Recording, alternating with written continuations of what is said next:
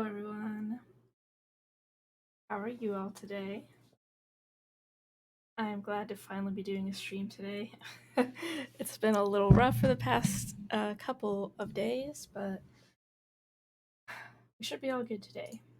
Let me go ahead and get Arcade Spirits opened up, and we'll get started.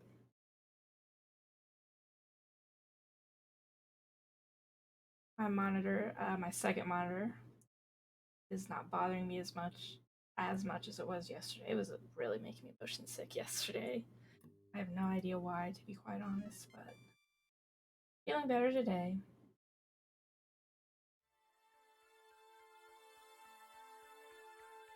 I am trying a little tiny bit of a new setup, and I'm having chat appear on the screen. I don't know if it'll be permanent, but we'll try it for today. And just a sec while I make sure everything is working. Okay. Everything looks good. Let me...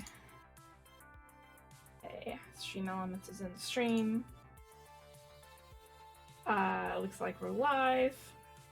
So let's go ahead and... let me move my mic. Let me move a little bit. I'm trying to figure out... I think I should probably just minimize from full screen. What is happening here?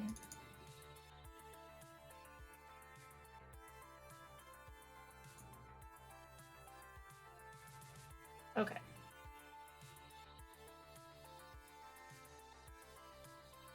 We're good now.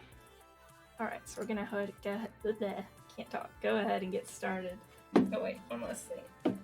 Move my water over. I had to readjust all the stuff on my desk. So I'm getting used to everything.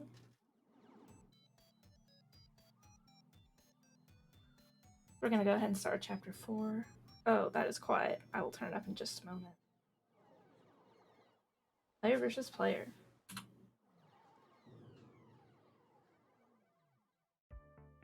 Okay. Let's go to preferences. I'm gonna turn that up just a little bit. Hey, listen. Okay, that sounds good. Okay. Is the future year 20XX, and this is my hour. Max has come and gone, and we're hoping a good number of the folks we reached out to there will be here today at my big event. Arcade's Jubilee. I forgot I named it that last week. This is a make or break moment for me. Oh. I will say I'm running on very little sleep today, so apologies for any strange wordings. Let me take a drink and we'll start over with the sentence. And one more thing before I start.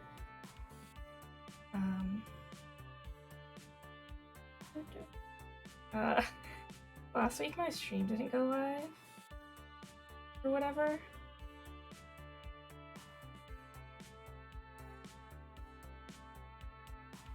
So I'm gonna ask Pal real quick to see if to check up and see if I'm actually live. Okay, let me send a message with some more.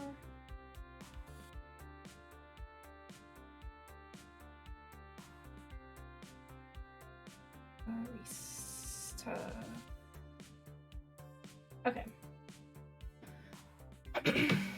Let me explain really quick. Not last week, Wednesday, I streamed for 2.5 hours and I was not live the whole time, and I thought I was. And obviously, because I was not live and I thought I was, all the footage is lost. So, thankfully I didn't get too far in either of the games I played. I'll be restarting Necrobarista because I can't say words. I would like people to be able to watch that from the beginning, and in Minish Cap, I did very little of the dungeon. I actually wasn't feeling well that day either, so it was kind of a saving grace. I did like 5 minutes worth of gameplay after figuring out what to do, so didn't make too much progress, but now we're back. Feeling much better today than I was most of the other days on this week, so let me get my yawn out. Okay. Arcade Jubilee is my chance to put the Funplex on the map. My chance to make something more of this job than a 9 to 5 vacuuming the carpet and looking for missing ski balls. My chance to prove to myself that I can do this. Everybody's counting on me to bring in the customers and keep them coming back for more. Without that, we're constantly at risk of the Funplex shutting down. So, no pressure or anything. Here I am in the break room, psyching myself up, watching the clock. Once the little hand hits the 10 and the big hand hits the 12, Arcade's Jubilees go. I don't want to be nervous. I don't want to be freaking out like I was at Max. I want to face this with absolute confidence. But, well, sadly, I'm me, and not someone else. And those old instincts to assume that everything will go wrong, those feelings are still hanging on. 5 minutes and counting. Are you excited? Because I'm really, really excited. I'm something. Something is good. We can work with being something. Breathe, outlaw. You're gonna do just fine. Remember to smile and have fun with it. I attempt my best smile. It comes out as a rictus grin of terror. Well, if you're going for a creepy slasher smile, then you nailed it. While you work on perfecting that, I've got to go get my Pinky the Flamingo on. Don't forget to breathe. 10 o'clock. Time to do this. You can do this, outlaw. And you know what? Even if the family curse makes you fail miserably and crash and burn, at least you can say you took an honest whack at it. I'll do one more thing. This is my bad habit of not being completely ready for stream every single time. I'm trying, I promise.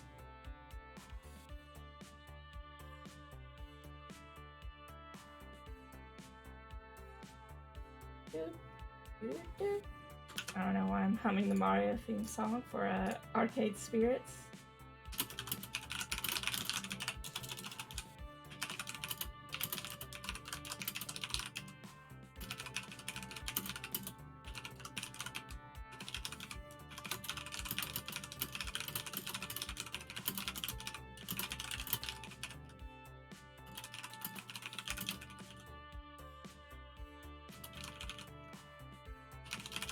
Sorry, I'm typing out a post.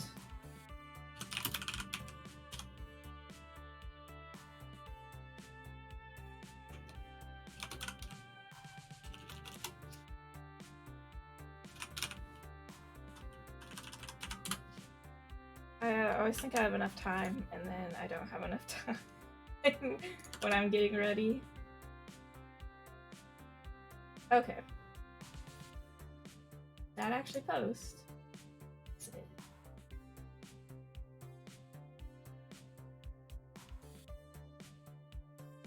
Okay.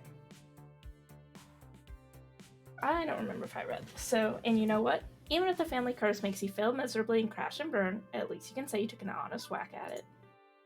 You'll never succeed if you don't at least take a few whacks. With that settled, I pushed through the door and out into the arcade.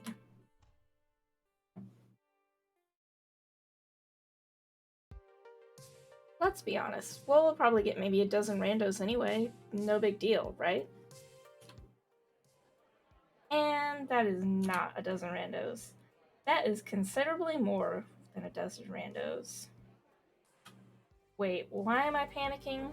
This is a good problem to have. We want a big crowd for the event. Okay, it's more folks to wrangle, but I can do this. I can do this. I step out in front of the crowd, waving for attention. Hey everyone. Briefly, I look down to make sure I'm wearing pants, unlike my nightmares about public speaking. Welcome everyone to Arcade Jubilee at Francine's Arcade Funplex. We've got some awesome things in store for you today. I'll go over the basics, and then we can get this party started. Oh, hold on, I have one more thing to eat.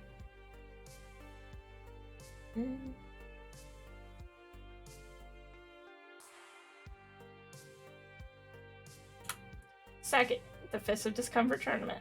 Oh, I think I forgot to read the previous thing. Hold on. I'm a mess right now. Live with more arcade spirits. And then Necrobarista. Okay, let me go to history and read that thing I just skipped over like a dum-dum.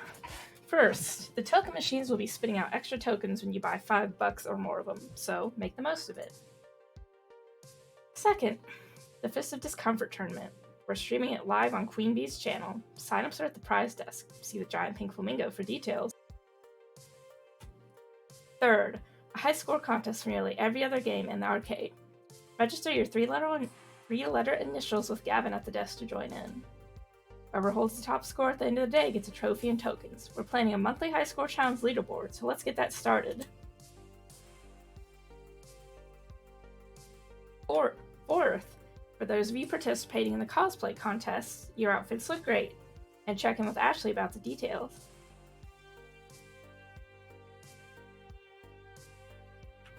Fifth, I can confirm the rumors.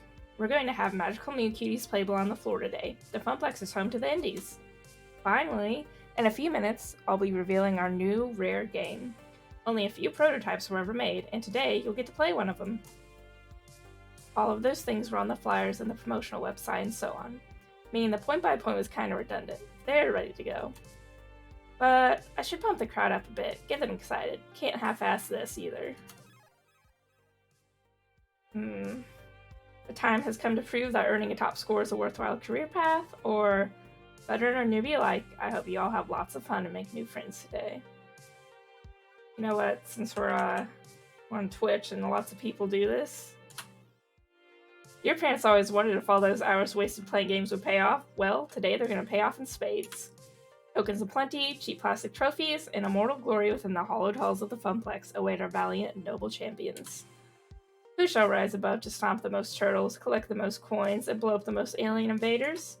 Let's find out. It is time for Arcade Jubilee. Yep, that got me excited. Right, okay, now. It's time to reveal our new rare game and get the show underway. Gavin and Naomi wheel in the tarp-covered game out from the back room. Excitement builds in the crowd as it's pushed into place. My friends, I give you Zombie Meltdown. The president has been kidnapped by radioactive commie zombies. Are you a bad enough dude to rescue the president? Smiling, I await the cheers of the gathered crowd, which are a higher pitch than I was expecting. Look at all the blood. That must be an awesome game.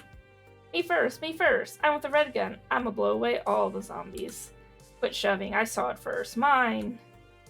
Hey, everybody will get a turn.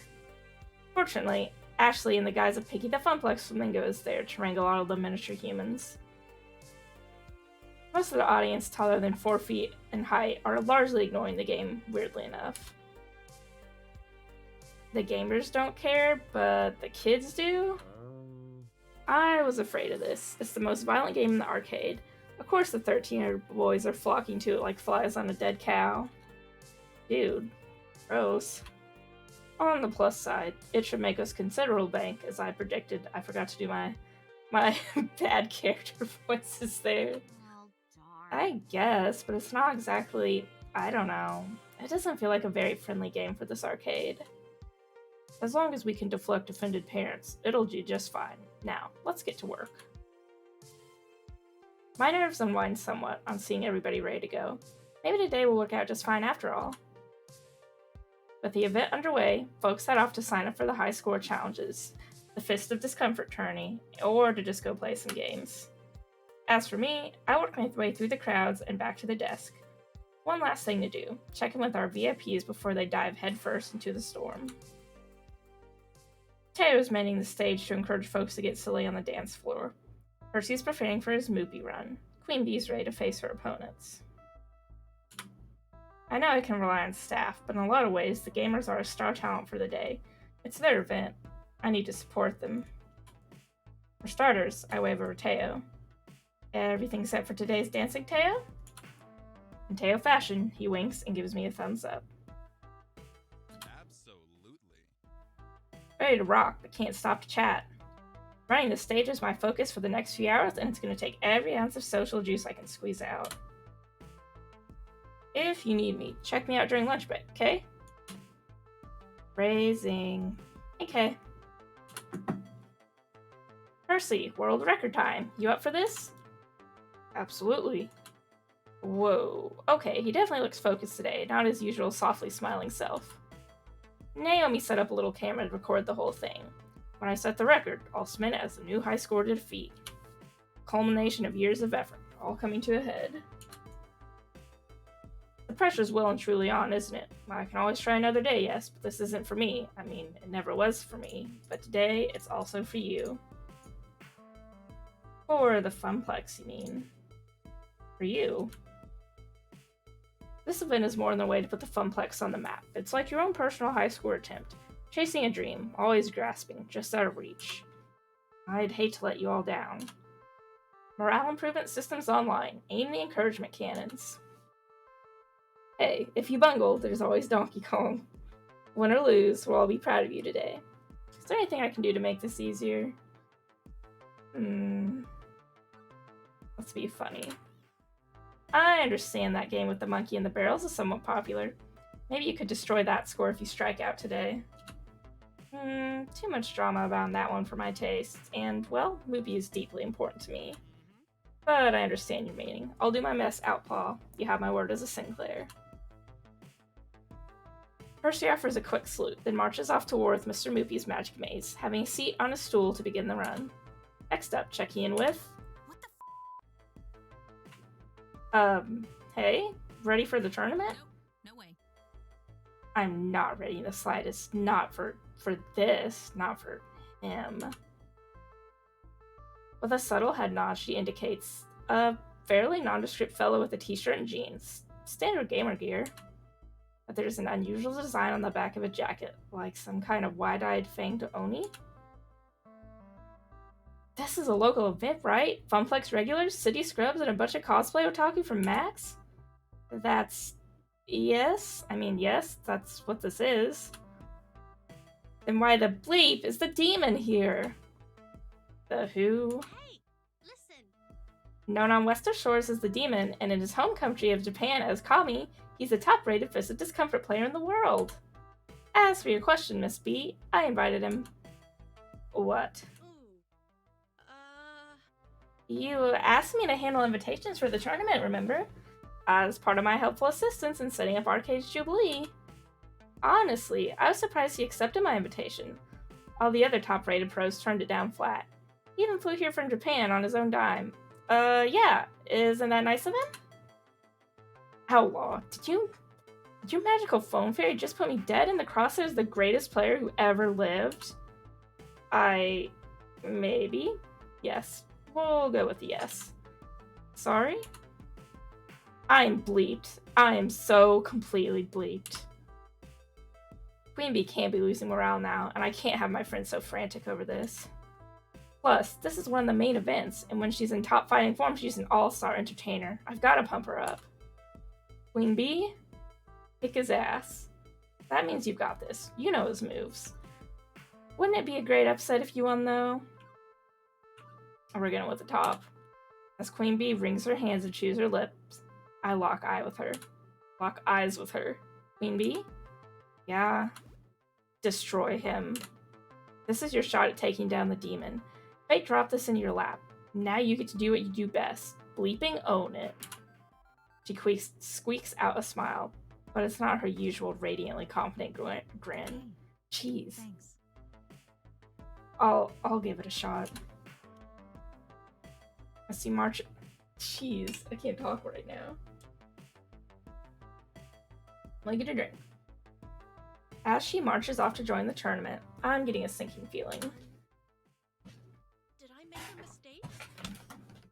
My calculations estimated that having a top player would bring in at least 150% more attendance.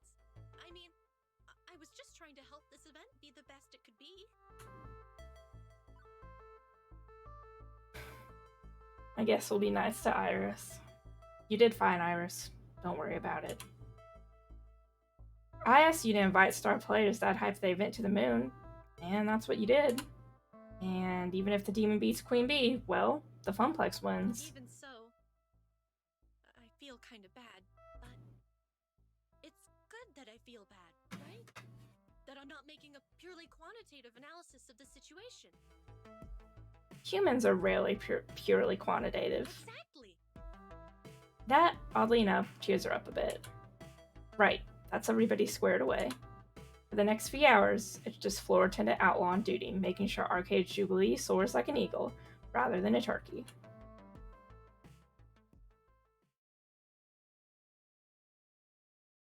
By and large, the event runs itself, or rather, Teo, Ashley, Gavin, and Naomi keep it rolling. My job is a troubleshoot. And boy howdy, is there trouble to shoot.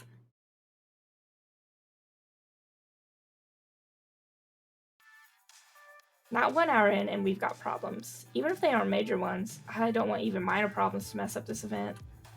Not even one glass of spilled milk. My stress level is so high that I might start bawling at the sight of it.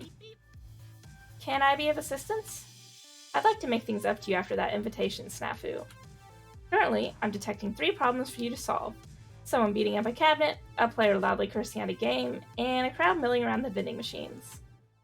As floor attendant and event manager, it's my duty to make things right. The crowd's already on edge from all the high-stakes competition. Where do I start, though? Can't have people punching the cabinets.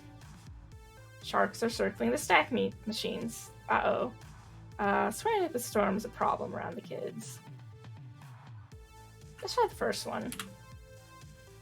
This gamer's busy smacking the side of a Wild Rider cabinet. The fake plastic motorcycle handles on the front of the game rattle each time. No, no, no! This can't be happening! Sir, sir, sir! You're not allowed to hit the games. Plus, if Naomi saw this, he'd be as good as excommunicated. Oh, you're that person I got mad at when the fat dude wouldn't stop playing Moopy, right? Sorry. I've got anger issues. I'm trying to work on them, but would you just look at this? Of all the rotten luck. I got the top score. I did it, and now the game's frozen right after crossing the finish line. Honestly, I'm not surprised. Wild Rider is one of our most problematic games, constantly freezing or going splat. Naomi fixes it at least once a week. It was made in early 20Xs. 200Xs, not 20. With janky low polys and low production value as a whole. I'm sorry for hitting the game. I guess that was pretty stupid of me, but is there anything you can do to help keep my score? I've got a real shot at winning this one. This guy rubs me the wrong way, but he seems sincere in his apology. He's a paying customer today despite claiming he'd leave forever, so I should keep that ball rolling. Let's see. Well, let me check with Naomi to see if she can do anything. Okay, hang on. I'm gonna check with our technician, see if there's anything we can do to recover your game. Already texted Naomi for you. Thanks, Iris. Naomi comes charging out of her workshop, looking perturbed. Wild Rider again? Quickly, she slips around behind the game, popping open the back panel. She uses her phone's flashlight to poke through the works. These early 3D games are such a pain. If it was a pure retro game or even a pure modern one, it'd be more reliable. Okay, I think I see the problem. 1 second. And just like that, the virtual motorcycle unfreezes, confetti and cheers sounding from the game as it properly registers the lap time. All done. Call me if it breaks again. Bye. Oh man, she did it. Let me get the angry man voice. Oh man, she did it. My score's saved. Hallelujah. I owe you. Seriously, I'm taking home that Wild Rider trophy. Another happy customer, but I should keep an eye on that game in case it falls apart again. Next problem. I did this one on my first playthrough. I'm gonna do the snack machine. Button mashing is thirsty work, and right away, from the red lights on the soda machine, I know exactly what is wrong. The waters of life, the dew that flows from the mountains, have dried up. What gives? It's completely empty. Shouldn't they have stocked up for a big event? We did stock up. They just drank it all faster than expected, and there's no one in the back to replace it. Ah, I need more caffeine! More caffeine! Mood. Think you've had enough there, buddy. They sell us all those salty snacks from one machine, then empty our wallets into the other. It's all part of the Grand Master Plan. Pretty sure nothing we do here is organized enough to be considered a Grand Master Plan. Although, maybe I should run this by Gavin. He might have a way to turn this conspiracy theory into a reality. We want soda! We want soda! Ashley's doing her best to intervene, but a giant flamingo isn't really distracting enough to keep a bunch of thirsty gamers at bay.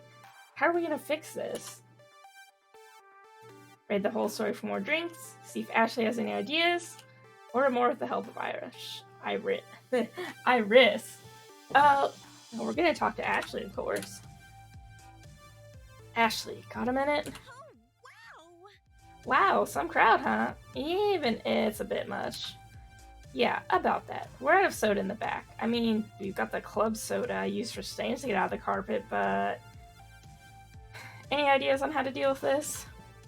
Funny, I was just thinking about how I could really go for a nice refreshing soda. But that's not happening right in the middle of this terrible drink shortage. Fortunately for you, I've got a few cases back home. I have a bit of a sweet tooth, and so do my friends. I call it our secret stash. Wow, seriously? Hey, all those late nights designing and sewing costumes don't come easy. Sometimes you just need an energy boost at 3 a.m. I text in to get it, but my hands are tied. Well, not so much tied as covered in fuzzy flamingo felt, but you get what I'm throwing down. Say no more. I can handle coordination. Just give me their names, and I can figure it out from there. Irish and Ashley. Iris. I don't know why I keep saying Irish. Iris and Ashley quickly work out the details. Soon enough, we've got a herd of cosplayers on their way with replacement beverages 10 minutes out. On hearing the announcement that we'd be back in stock shortly, the crowd makes their approval known. You're a lifesaver, you two. Ah, shucks. No problem. You keep doing what you do best. bye-bye. I'm gonna go back to keeping the kitties happy, and don't forget to save me a soda, or 3. Drinks are on the way, so we can mark this case closed. Where to next? Wait a second. As I loop back around the center of the room, I can't help but notice 2 things. Percy's looking oddly irate, and Queen Bee is missing. My instinct says I should tend to our VIPs first and foremost. I don't think I can cover both of them in time, but I can help out at least one of them. Even if that leaves the last one of those crowd problems twisting the wind. I don't know. This is triage. Where should I focus?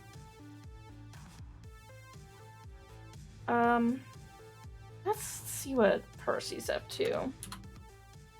The crowd around Percy is decent, but not the mob scenes we were seeing around Fist of Discomfort or the snack machine. Mostly curious onlookers watching Percy as he loses the game? I don't think I've ever seen a game over screen for Mr. Moopy's Magic Maze. Percy gives the joystick an angry smack before quickly pumping in another token and starting again. For that matter, I've never seen Percy actually angry. Even when his runs are going great, he's usually so chill about it all. Oh, for sake. Let me get a drink real quick. And real quick, let me see if I can adjust the game to look a little bit crisper.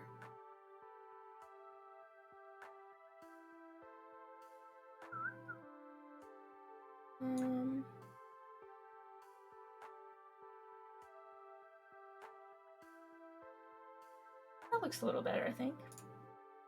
Okay. One more thing and we'll get back to Percy's baby rage over Moopy.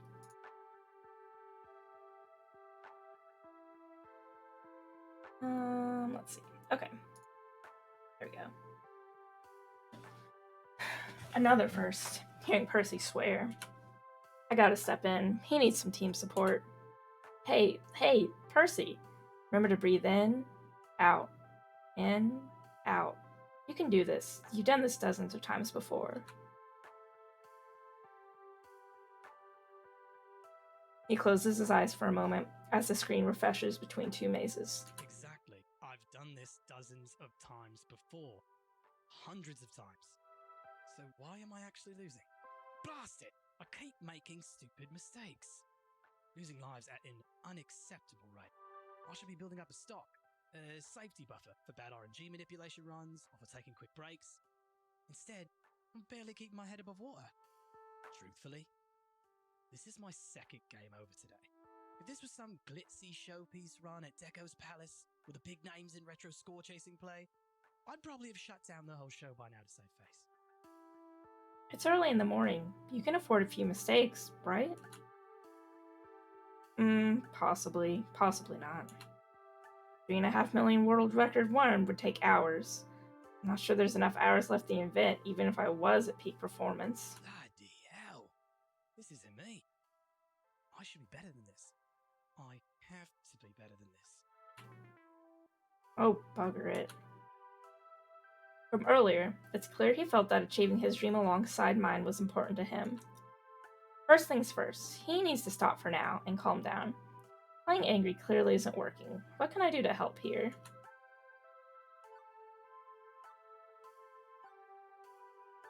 Let's hug him. He looks warm and soft.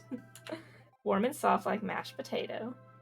I make sure he sees the gesture coming so he can wave it away if he doesn't consent, but he seems to sag a little, drooping as I give him a big side hug. I believe in you, Percy. I know you can do this. But you need to step away for a minute, get your bearings. Come back and try again, okay? Okay. He steps away from the game and the crowd to take a breather. You're right, of course. You're always right. Something of a beacon for us all, you know, me included. Me especially. Right. Step 2. As much as it may hurt him to admit it, he just needs to accept the possibility that today just isn't the day.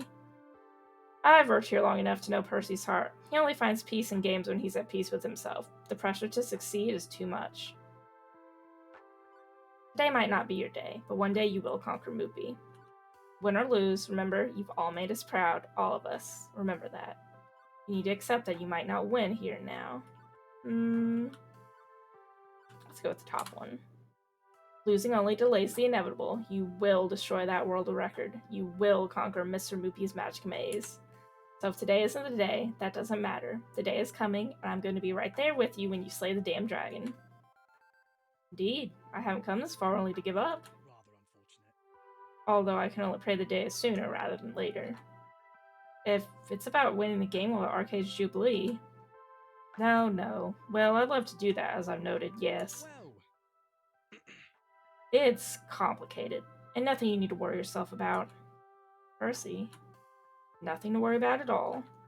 See, when you say things like that, I worry. It's like that dog sitting in burning room saying, "This is fine." Pardon? Percy is apparently not hip to the memes of the youth, as he's an old. Look, love, I'd stick around and chat, but if I'm to make this record, I should get back to it. Still, I'll try to take your words to heart. It's just another run, no more, no less. I have to see it that way, whether or not it's true. Now, you've got an event to manage here. I can play my best knowing you're doing your best out there. Got my word on that. right. Once more into the breach, Mr. Moopy?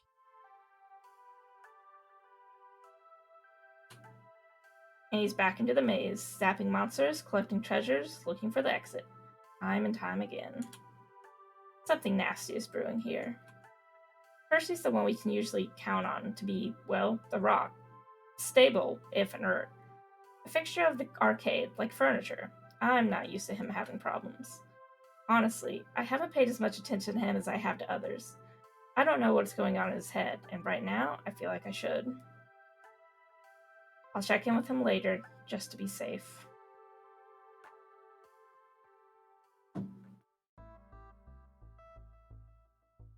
Half of Arcade Jubilee is in the can, half to go. I've been running myself ragged trying to catch every little problem, and there's still plenty left to do, but no sense not practicing self-care too. It's time to get my lunch on. And while a nice, quiet moment to myself would probably help, what would help more would be a smidge of social interaction beyond crisis management. Percy and Queen Bee are obviously tied up in their own affairs, but everybody else should be open. Who could I lean in on my time of need? Naomi's still in her workshop. Maybe she'd like company. Gavin could probably use a break from the score wrangling. Ashley just ducked into the employees' only room. Theo's looking around Showtime's stage. Could be a good moment. Let's see what our oh, can we not look at our scores right now? I guess not. Now I feel like the obvious choice should be Gavin, but we're kind of low on Naomi and Teo. Hello to Flower. So I think I am gonna go with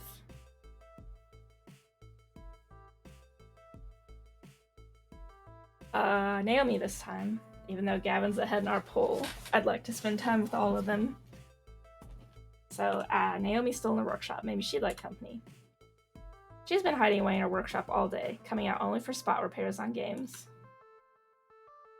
I'll go see if she wants to hit the whole story or something for lunch. Also, I love those emotes.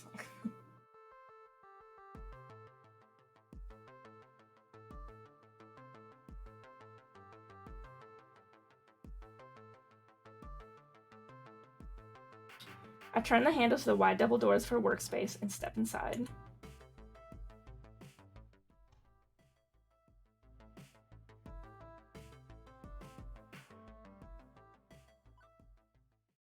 Oh wow, thank you for stopping by. That's so awesome. I wondered when I was looking at the emotes, I'm like, these are very cute emotes. Thank you again for stopping by real quick. I really love this game. I've done a playthrough myself before, and I had to go with Teo, but I've been enjoying playing it on stream. And I'm very excited for the second game if you're working on that one as well. As expected, she's busy tinkering with a circuit board when I arrive. Hey. Oh, Outlaw. It's good to see you. How's the event going so far? It's a bit rocky. Oh, that's awesome.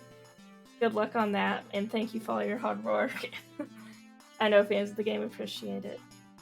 I've been really enjoying the sneak peeks of the new characters coming. I'm excited. I think there's 2 more left to reveal. If I'm remembering right, I'm excited to see them, but the ones that have already been revealed look amazing. I love Jinx already. It's a bit rocky, but we're making it happen. 2 more on the player. Awesome. Player's gonna be on Tuesday. Ooh, exciting. I saw there are more, even more customization options, which is very exciting. And right now, I need to make lunch happen or I'm gonna pass out. Do you want to head out to Whole Story? Get some chow? No need. I came prepared. And prepared a little extra if you like. She unpacks a pair of wooden boxes from her backpack. Each one a classic Japanese bento, enough rice and Munchables for 1 person. Sweet. I figured you might be too busy today to go out, so I planned ahead. For me? Dang, Naomi, that's nice of you.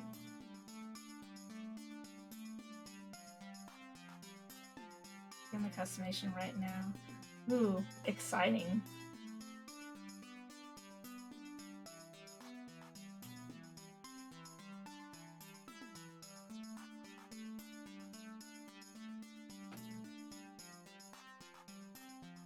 I love the customization in this game already, so I'm excited even more for more customization. I'm sure it is a lot of hard work, so thank you for all the effort, because that is something awesome that's not usually in games like this. It's very appreciated. Our workspace isn't exactly a 5-star restaurant, but it'll do. We crack open our boxes and get to work on them.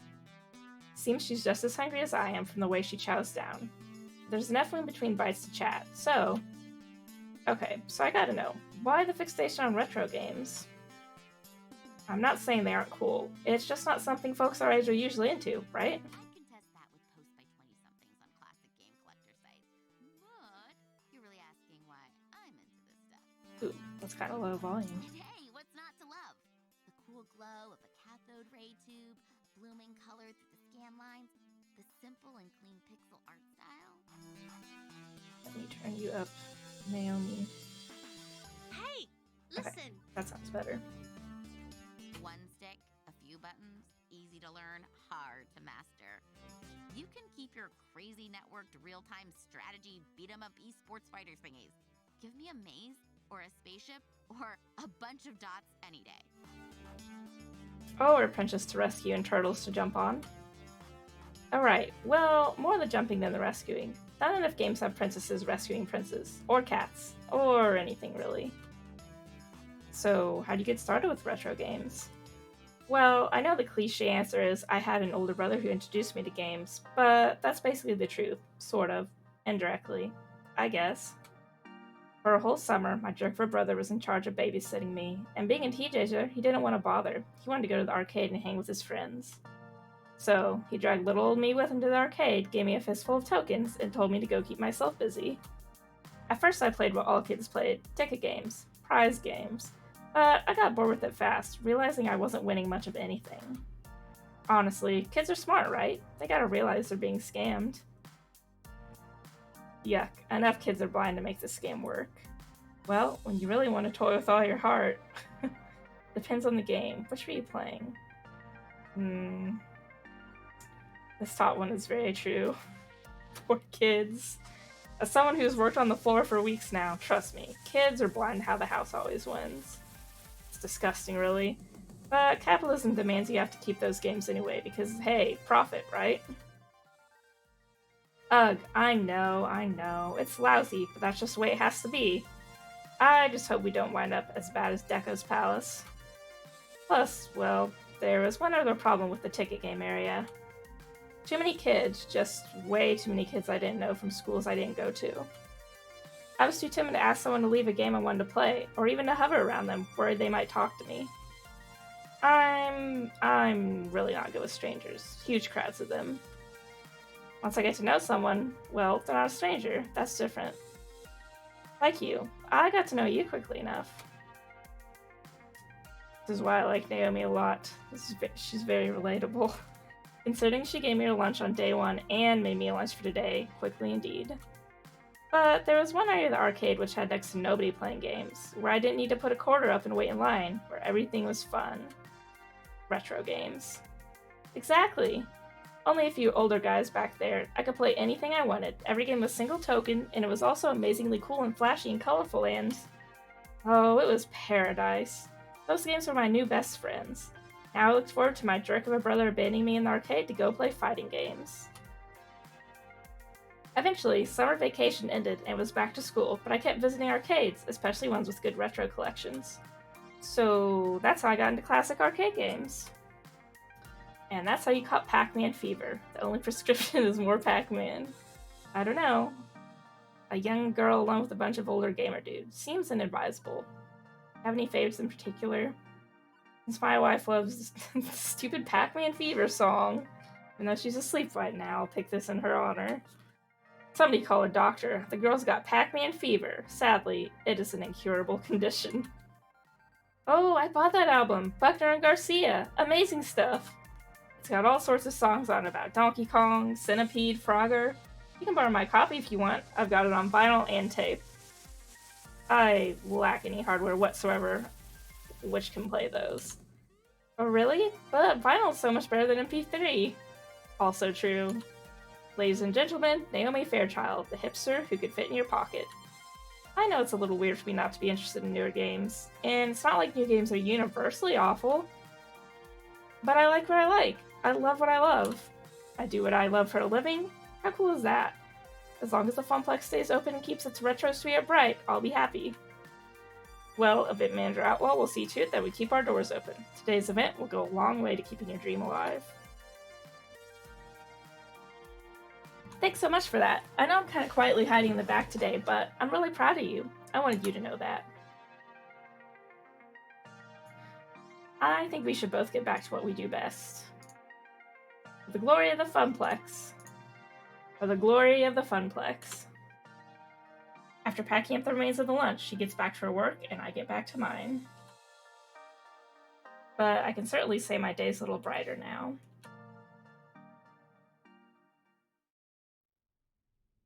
That was a good scene. The next few hours pass quickly. Renewed confidence, Percy's deep into his world record 1 and performing admirably. He's intensely focused on that score, inching ever closer. While Queen Bee effortlessly destroys locals on the path to her inevitable showdown with the demon.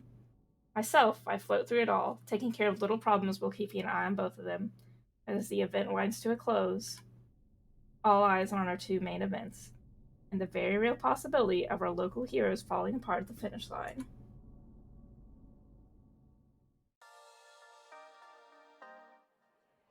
Technically, the arcade-wide score competition is still on, but the crowds are ignoring the games in favor of crowding around Fist of Discomfort and Moopy. Percy's been on a solid run since his earlier fumbles. Queen Bee's been effortlessly destroying all competitors, as expected.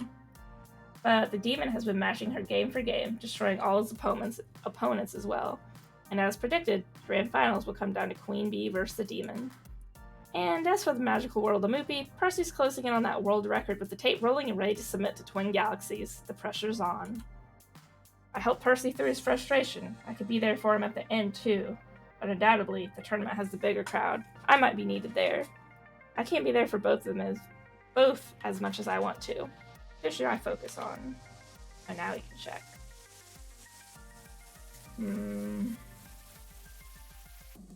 As much as I want to pick Queen Bee, I did her my last route, and I'm curious to see what Percy's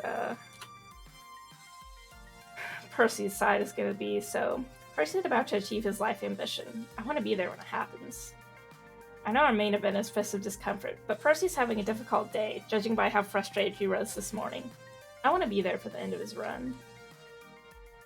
The good news is that he's closing in on the world record, approaching 3.5 million. A small crowd has gathered to watch Percy's progress. Not the largest crowd as the one around Fist of Discomfort, but Retro still has a following in 20XX, clearly. Almost there, you can do it! I gently push my way to the front of the crowd. Percy is deep in concentration as I see beads of sweat slide down his brow. As much as I don't want to take his focus off of Moopy, Percy could use a little check-in. Almost there? Almost there. Mr. Moopy glides through maze after maze, point pressing by sticking around just long enough to grab all the dots, to zap all the monsters before exiting stage left. His expression is dead serious, absolute focus, in the zone. But I know once he achieves the dream he's been reaching for, we'll get our happy Percy back from the zone. He's playing, well, much better than this morning. Good to see. Any minute now, just a matter of minutes before the world record is his at long last. I'm almost... Percy? Almost. Something's wrong. Something is very wrong. That's not the look of someone in the zone. That's the look of someone in actual physical pain. Percy's face becomes a sharp grimace as his hand clutches around the joystick hard enough to send Mr. Moopy into a dead end. His right hand clutches at his chest, every muscle in his body tightening, sweat's forming on his brow. If I didn't know any better, I'd think... No, not now. Not now. Percy, you okay there? What's wrong? It's nothing, just my heart, it's fine, just this condition I have. Quickly, he grabs my jacket with the same ferocity he was grabbing at his shirt. Please, just a few minutes. Don't do anything. Don't stop me yet. I can do this. No. Percy, you need to go to the hospital. This is his dream, finally realized. Defeat of the high score. Our dream is a spectacular event, one which will make the Funplex soar. But neither of our dreams are worth his life. Iris, call 911, hurry! I'm sorry, Percy. We need to get you to a hospital. I'm so sorry. Reluctantly, he lets go of the joystick, leaning heavily on the cabinet as Moopy dies 1,000 deaths. At least without the need to focus on the game, he's calmer. Don't blame yourself, please. It's not your fault. I just... Shh. Ambulance will be here soon. You'll be fine. I promise. Please. Don't make any promises that are beyond your ability to keep. Gavin, can you help me? Nodding quickly, Gavin moves to Percy's side, assisting me in getting him off the stool and lying down on the ground. Gavin takes a moment to direct the ever-growing crowd. Funny how emergencies always draw way more attention than the event itself. I need everyone to back away and give Percy some space. An ambulance will be arriving soon. I need a clear path. The crowd murmurs, some of them feeling uncomfortable, wandering off to the Fist of Discomfort finals, which are clearly wrapping up from the sound of it. Others make a clear path, but stand around watching and waiting. This isn't how I wanted it to end. It's not over. It's just over for now, okay? I'm with you. I'm here with you. Focus on me. We'll get through this. I suppose. Thank you. I'm sorry to burden you with this. A few minutes later, the ambulance approaches, and two EMTs rush into the arcade, rolling along a stretcher. I go with them, of course, because this is my fault. I'm the one who organized the event. I'm the one who pushed everybody past their limits, all in the name of making my dream a reality. I've been working hard to make what would have been a temporary job into a long string of temporary jobs into something more. Something I can believe in, but I didn't stop to think of what it would cost me and everyone around me.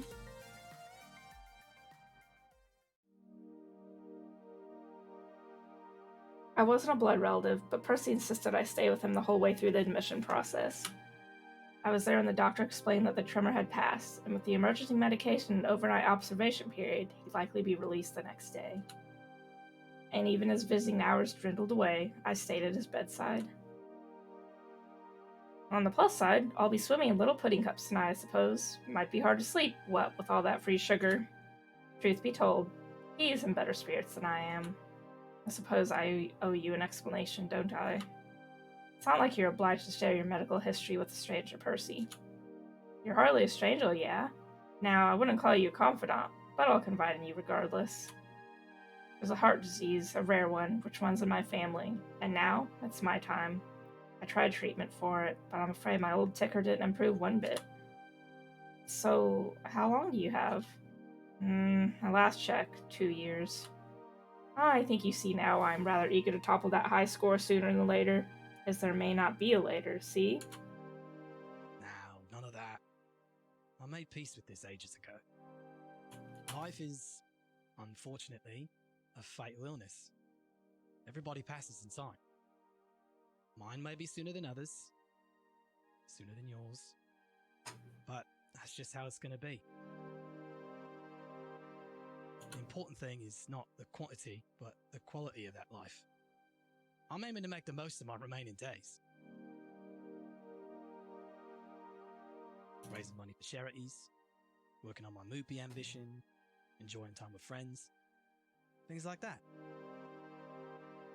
Playing a silly arcade game for hours and hours every day counts as quality time. Oof. The instant I say it, I regret it. Normally I stop and think more, decide something appropriate to say, but it just slipped out. Fortunately, he doesn't seem to mind. Absolutely. I suppose I may as well summarize for you the reason why I'm obsessive about my silly arcade game. My sister.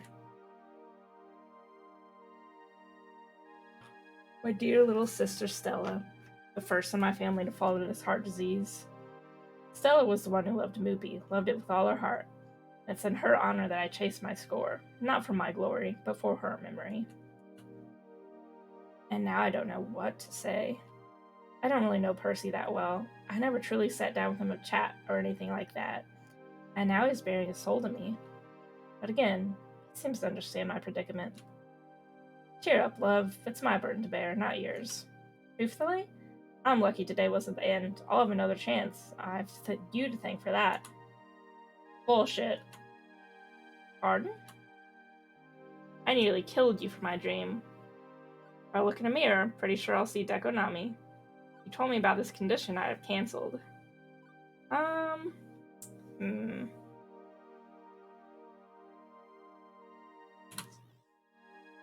I put profit and glory above the health of my friends. I'm a douchebag. I may as well go for work for Deco's palace, yonder temple of greed and sin. Put me on the cover of Time magazine lighting a cigar with $100 bills and then spit on my grave when I'm gone. Oh, come now. It's not quite like that. I agreed to help you with Arcade's Jubilee. That was my choice. I knew that high pressure could do this, and I did it anyway. For you, and for me. And you know why it's so important to me. You know why I'd ignore even my doctor's orders and carry on. So if you insist on considering yourself a fool, well, I'm just as foolish.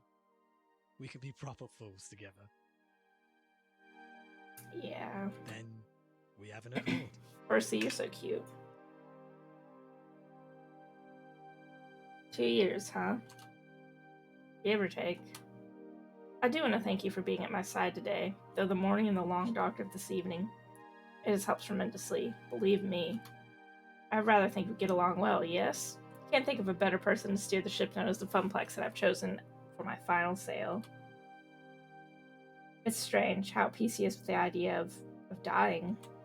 I can't say I'm at peace with it. Not with the idea of losing him. Maybe I should let go of those feelings. Not burden him with it. Not when he doesn't have long to live. Maybe it's now or never. Well... Unfortunately, Mr. Percy is not our choice, so... We're not gonna love him now. We're gonna be a good friend with him, which is just as good. But I'm sorry for anyone who wanted to romance Percy this route. As a friend, I'll do whatever I can to make them happy years. The Funplex is lucky to have you, and I consider you a friend, not just a patron with pockets of tokens to spend. So anything I can do to help you along the way? Already doing it, love. Good people, good company, and Mr. Mippy. Can't think of a better place to be than the Funplex. Or I can say another word. There's a sharp knock at the door, which then immediately opens. Hey, Pear. What the fuck happened? They told me your heart exploded or something. Also, hi, kid. Hi? Aw, Queen Bee. How'd the tournament go? Afraid I was a bit occupied at the moment. Couldn't watch the finals. Who bleeping cares? I do. I just said so, yes? Sorry, right. I'll keep it short. I lost. Got completely and utterly owned, too. Ah, jeez. Surprisingly enough, it's not as bad as I feared. Seems that the demon actually came all this way not to kick my ass, but to scout me. He's forming a team. He wants me to join. Wait. The demon is hiring you? No more L7? Victory! No more L7. Way to twist a defeat into a victory, eh? Another dream I nearly annihilated while trying to achieve mine. Nearly, though. Thank goodness for the turns of fortune. Right.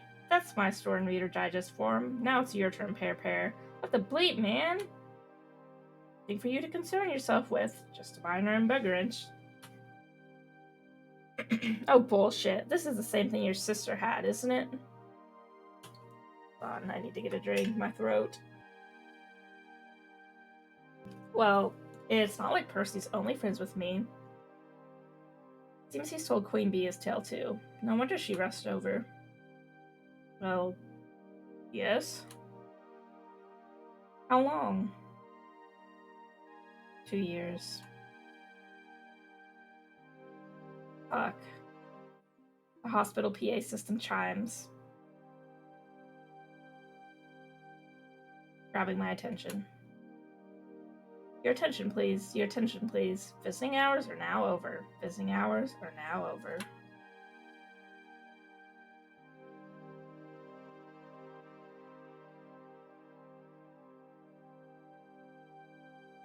Suppose it's time for you two to head on home. And don't you worry about me. I'll be out of here in the morning. Probably take a break from Moopy for sure. But I'll pop by the Funplex all the same. Only if you're sure, Percy. You know me, love. I'm an optimization expert. My way of keeping calm through the silliness is to optimize the happiness I can find in the time remaining to me. And that means... the Funplex. The Funplex. Queen Bee offers me a ride back to the Funplex in our car. I've still got an event to wrap up and then a bus to catch back to my apartment. Neither of us really feel like talking on the way there.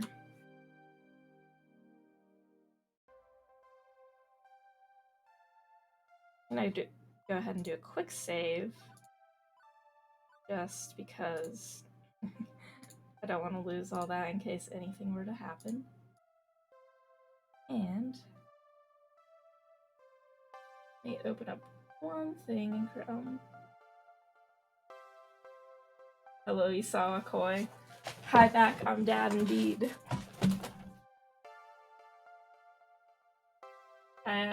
In the beginning of the game, I think we said we liked dad jokes. I can't quite remember, but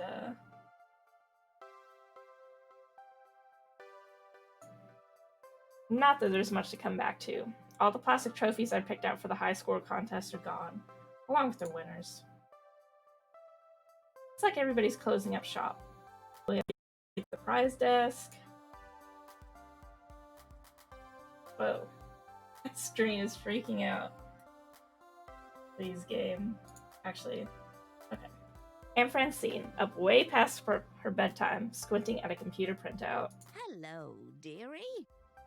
Alright, time to do my bad old lady voice. I cannot measure up to the great voice actors of this game. Ah, there you are, Outlaw. Gathering the numbers while you were out. Despite the discount on tokens, we made a tidy profit today, far above and beyond what the Funplex normally draws. From what Ashley tells me, the mood was quite jovial near the end, with many nice folks saying they plan to return. And even if the local champ didn't win Fist of Discomfort, they got to see the demon in action. That's a feather in our cap. I'd hoped you'd be pleased with the news. This is what you wanted, yes? To put the Funplex on the map? Business is going to be just peachy now, especially with more lovely parties like this one. Yeah, okay, sorry. I am happy about it, just... exhausted? Emotionally, mentally, and physically. Well, for what it's worth, we're all rather exhausted, dearie. But we've got no regrets. I'd like to think I know a thing or two about dreams. Dreams and how difficult they can be to make a reality. Your dream of a thriving Funplex is going to take hard work from each and every one of us. But we're ready, willing, and able. But true, Queen Bee didn't win, and true, Percy was, hospitalized. The poor dear. But we did it. Your friends saw it through. And they do it all over again. Without a doubt. I nod, a bit numb to it all. I'm sure I'll feel like $1,000,000 tomorrow when Percy strolls back in and smiles, and Queen Bee's sporting her fancy new team jacket. The daytime crowds are thick with newcomers happy to be playing the games they love, when I really get to see the effects of what we accomplished. But for now, I really just want to go to bed. You need anything else from me tonight? We're all wrapped up like a bow. I'm on my way home for a good night's sleep myself. Go home, Outlaw. We'll see you tomorrow.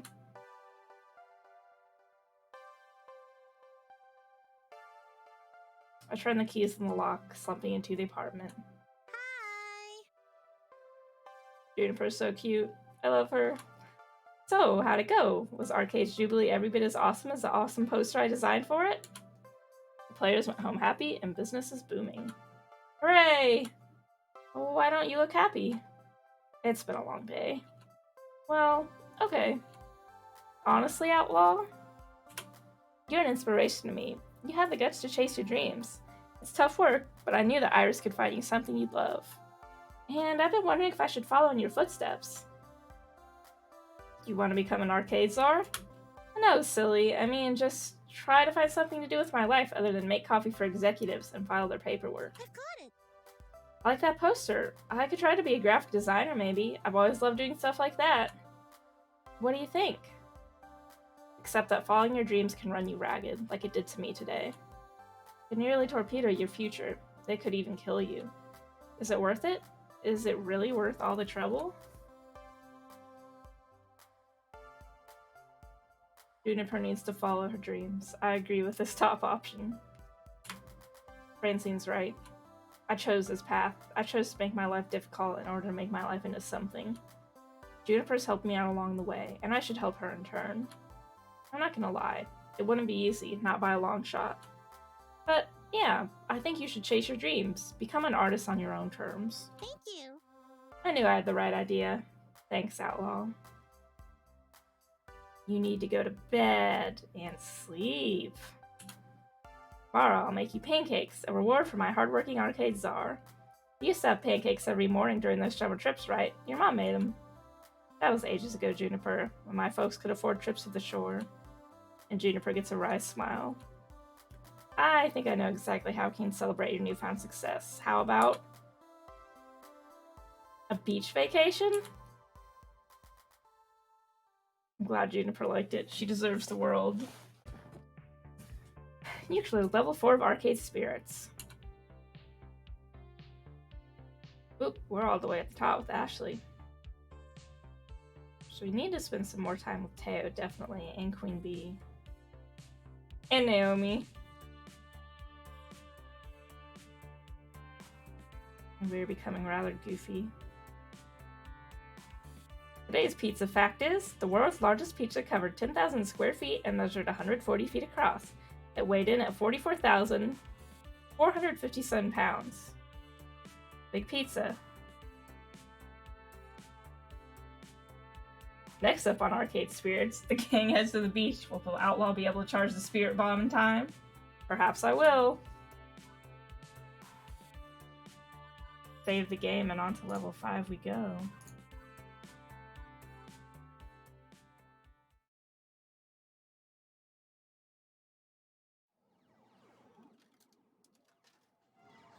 The beach episode is always the best episode.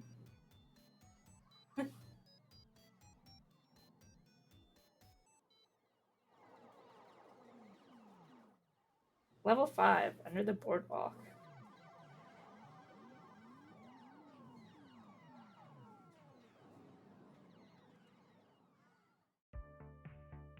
But rock outro intensifies. Alright, that means we have to spend about 50 episodes charging up to be prepared for our beach vacation. It is the future year 20XX, and romance is in the air. Or at least romance will be in the air if Iris has anything to say about it. Also, I'm not actually in that glorious 20XX Neon Metropolis today. I'm about 134.7 million miles south of it. That's much better. Just smell the sea salt, the saltwater taffy, the baking hot sands. Just like I remembered. You've never been to Flotsam Beach before, Juniper. Well, it's just like I remember you remembering it was then. Definitely. It's definitely one of my better ideas. Top 10, maybe even top 5 ideas. What a fantastic way to celebrate your success at the Funplex. As a reward for your hard work, we return to the beach where you first played Zombie Meltdown, where your family spent their summer vacations. Oh, how sentimental. My heart. I can't. I feel the need to say something pithy and dismissive in the face of her unrelenting cheer, but to be honest, I'm definitely smiling. Whoa, our player character needs to calm down. This place holds so many dear memories for me. Before my parents lost their jobs and we began the downward spiral of bad family luck, we loved coming to Flotsam Beach. And coming back here, for sure, is a treat. Yes. This place is great. Sand and sea, and that boardwalk. All those little shops, and the best fried food the East Coast can provide, and arcades aplenty, and seashells, and airbrush t-shirts, and plastic sunglasses, and I want to see it all. I want to do it all. Oh, look at this poor man. He spilled his milkshake, maybe? He spilled his slushie. I think you're more excited about this than I am, Juniper. You're excited too. Don't deny it, Outlaw. Later. Okay, I'm gonna go get changed in my swimsuit before the others get here. Be right back. The others, right. Or a milkshake. That was the second part of Juniper's plan, see? That this wasn't just a treat for me, but for everybody associated with the Funplex. We'd have to drive down here in groups and pay for our own hotel rooms to keep the costs down. But soon enough, a Saturday outing for all the staff and VIPs had become a reality. It was real sweet of her to include everyone in on the trip too. We worked hard to make Arcade Jubilee a success. I certainly couldn't have done it without help from my friends. For the next hour, there'd be 9 of us bouncing around in swimsuits. Yes, bouncing around. Making sandcastles and buying cheap souvenirs and playing seaside arcade games. And hopefully not accidentally drowning in the riptides, as my inner lifeguard felt need to warn. One day of fun in the sun for everyone. And as for this evening, well, Iris had other plans for me. Well, have you decided yet? Have you? Time's running out, you know. With a sigh, I pull out my phone, summoning my digital Jinn. And why is time running out exactly? I've run the numbers and calculated a 99.97% chance of romantic success if you take your special someone on a moonlit seaside stroll. It's the perfect confluence of all projected event vectors that will lead you to love and happiness. Romance is in the air. Can't you feel it? Right now, all I feel is slightly overheated. I need to go change. Yes, good. Put on your sexy swimwear. Thank you, Iris. She's been going on and on about this ever since finding out about the beach trip. Iris, why this sudden obsession with finding me a special someone anyway? I've turned my life around. I found a job. I found a dream even. To make something of the Funplex, to let it grow and shine. You've done well helping me with that. This is the happiest I've been in years, honestly. Thank you. Thank you. Now, I've tried workplace romance before, back in the shoe shop days, and it worked out for a while, until I realized we weren't soulmates. Wow. Let's clap for that one. A high-quality dad joke. Point is, I know I said I'd be open to mind about this sort of thing. I haven't forgotten what we talked about the day I joined the Funplex, but now that I'm faced with it, I'm not sure. Outlaw, you spent weeks getting to know these people. You've even taken a few of them out to lunch. What if I just make things awkward for everyone? What if I just can't decide who to approach? What if I'm just not ready to start dating again? Really, our biggest decision here is who to approach. I'm actually kind of torn on who I want to try to, woo. I'm pretty close to a few of them already. Really close. Also, I get the feeling a few of them feel the same way about me. I could be reading the signals wrong, but if not, what do I do? Relax, we're all adults. In the end, this is up to you and whoever you choose. If it works out, great. If it doesn't, that's okay. Don't overthink it, yeah? You're not a middle schooler anymore. And there's a sudden flashback to Jamie pouring apple juice down my shirt to show affection. Meep. Right. Okay. My sources say yes. This is your moment. But you don't have to decide right now. In fact, you shouldn't. Take the day with all your friends to really think about it. After dinner, I'll have finished my number crunching, and we'll have your final relationship scores. That'll help guide your decision. Let's take a look. Behold, weeks of emotional data, fully analyzed.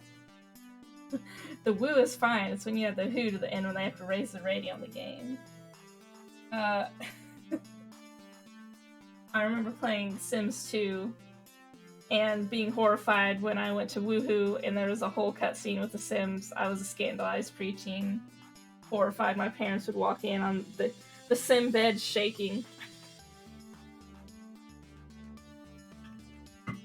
Ashley's a lot of fun, isn't she? And you two get along like a house of fire. Hopefully without actually setting anything on fire accidentally. So that's it? It's decided? No. The points are just a guide. And it's not like I'm gonna force you to woo someone just because they're your top match. I still need to calculate how well your personality matches what they're looking for. That'll net you bonus points. Consider it food for thought, you know? And you've still got the rest of today to see who you're a good fit for. Maybe cram in some more time with them. My first playthrough had Teo all the way up at the top, and the rest were... I was doing a pretty good job of balancing them, but Teo was shot straight up there. Anyway, keep an open mind, yeah? By the way, according to GPS, your potential romances will be here in less than 2 minutes. Have fun! Of course, Iris. Of course. I hastily jam my phone back in my pocket before anyone can hear that. Dang it, Iris. I could have just chillaxed by the sea, and maybe found that old arcade where I just played Zombie Meltdown and had a pleasant time. Some guys just have it. True, though. But now I need to be sizing up romantic partners. I mean, the beach episode kind of won it for me when Teo just showed up in a Speedo. Maybe there is someone I've been getting close to. Someone I think I wouldn't mind being closer to, in fact. It has been a long time since I felt like I could even try having someone to share my life with. Maybe it's time to look for love. Again. But for now, I decide to focus on the day ahead. Fun in the sun. Good, clean fun in the sun. Very innocent and chaste fun in the sun. Sure, I can do that, right? No. I cannot. We will now view them in all their glory. Blessed be the artist who drew them. Hello, Flotsam. Your queen has arrived. Banana hammock. Banana hammock. This game is the dream of any bisexual pansexual person. Morning, Outlaw. Is this a private game of beach blanket bingo? Can we join? Innocent. Chaste. Fun in the sun. Where can I set up my parasol? And how's the surf? Taya was thinking of doing some surfing.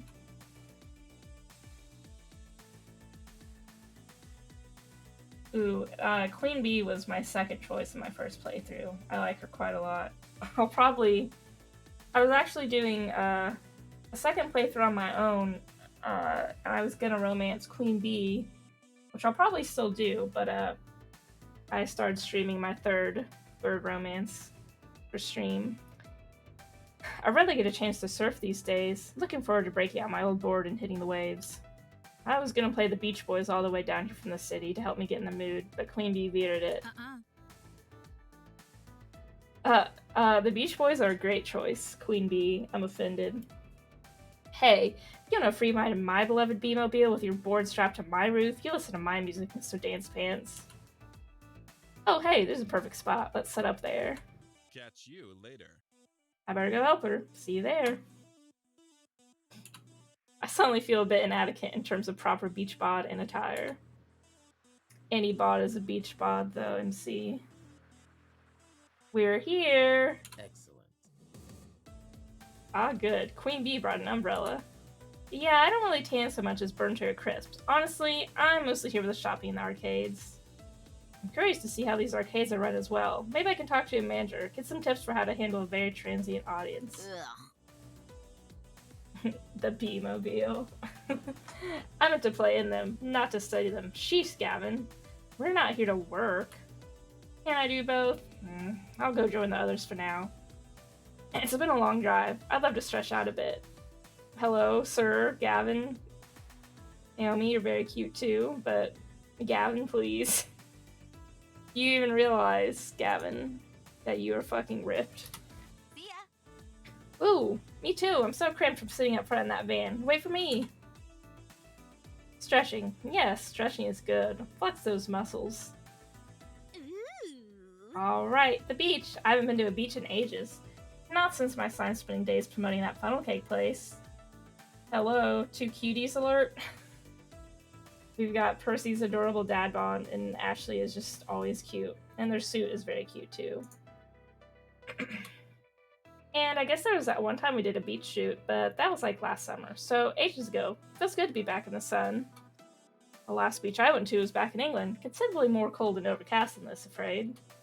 And before you ask, because Ashley already asked again and again on the drive down here, I'm not going to explode in direct sunlight. My condition is quite stable today. Sorry, Percy, but you are part of the crew. That means we care about you. I promise, though, we won't treat you like you're made of glass. You're still good old Percy to us. Much obliged. Thanks, love. All the same. Think I'll grab a spot under that umbrella before all the good shade is taken. As for me, last one on the water is the landlubber. The water, yes. Getting wet and cooling down. And also, big cutie alert, Juniper, we stand. Miss Francine, just in her regular old robe, and we stand that too. I truly believe a Hot Springs DLC with celery relish. Sure, it's pandering. If you use the swimsuit cuttings, it's cost-effective pandering. Yes. Perfect. Hot Springs DLC. Like a certain game called Fire Emblem that loves to do Hot Springs DLC. We love pandering in this household. Hello, dearie. I'm afraid my bikini days are behind me. Excuse me, bespoke Hot Springs DLC. I'm happy to be here all the same. I do so love to be out in the sun. Lovely beaches, lovely weather, lovely people. Good to see all three present and accounted for. Absolutely. Yeah, I rented an extra parasol and some chairs for Miss Francine and I. And for you too, Outlaw. Plenty of room if we squeeze in. My oh my. Well, okay then. This is a new context for me to be observing these people in. But find the sun right, above all else, this is to be a day of celebration and cheer over the success of the Funplex. With that firmly in mind, I join everyone, and we get this beach party started. Although it doesn't take long for the group to start splitting up. There's just too much to see, too much to do. I know from my vacations here as a kid that you can't really try everything in one day, but unlike me, they're noobs. And as an adult, I know how to budget my time to do the things I really want to do and hang out with the people I really want to hang out with. Despite my attempts at good, clean fun, Iris's words are still running through my head. By evening, I need to make a decision. That means if I'm seriously going to make a move, like she's suggesting I do, I should spend my time wisely leading up to that move. So, what next? So we've got some choices here. Naomi and Ashley are making some sandcastles. Gavin and Queen Bee just found a volleyball. Theo and Percy are playing carny games. And Juniper's talking with her Iris, it seems. So, well, I think I'm going to go with the second choice since Gavin is our front runner. I'm going to take a quick stretch break. I encourage you to get up and stretch too if you can. If you can or don't want to, that's fine. And I will be back in just a couple of minutes.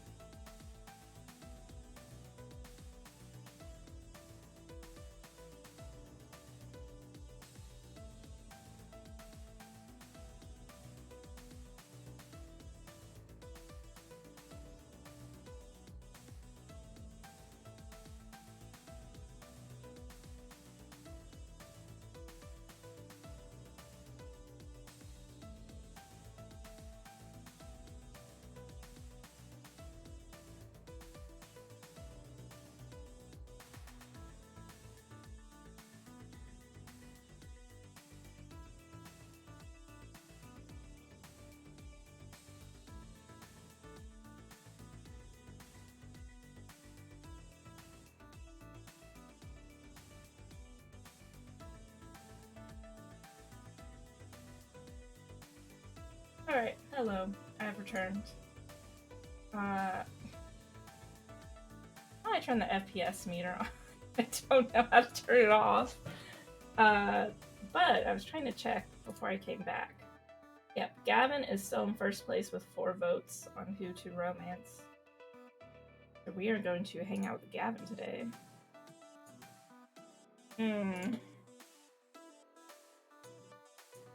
How do I get that off the screen? What happened? Save? I don't know. Don't know what button I pressed. Well, so that'll just be up there. Nope. No, that's the skip button. Ah. Queen Bee and Gavin have taken up a friendly little sports competition here in the sand. You need your FPS for pro gamer strats. Maybe, but it's kind of distracting. I really have no idea what button I've pressed to do that. I don't know what clicking power save will do. I'll click it. Performance. Okay. Oh, maybe it's a... it might be... Twitch Studio Beta. I opened up a window and then it randomly came on my screen. Let me... I was like... I don't think Arcade Spirits had a FPS counter, but I must have accidentally clicked it on Twitch Beta Studio.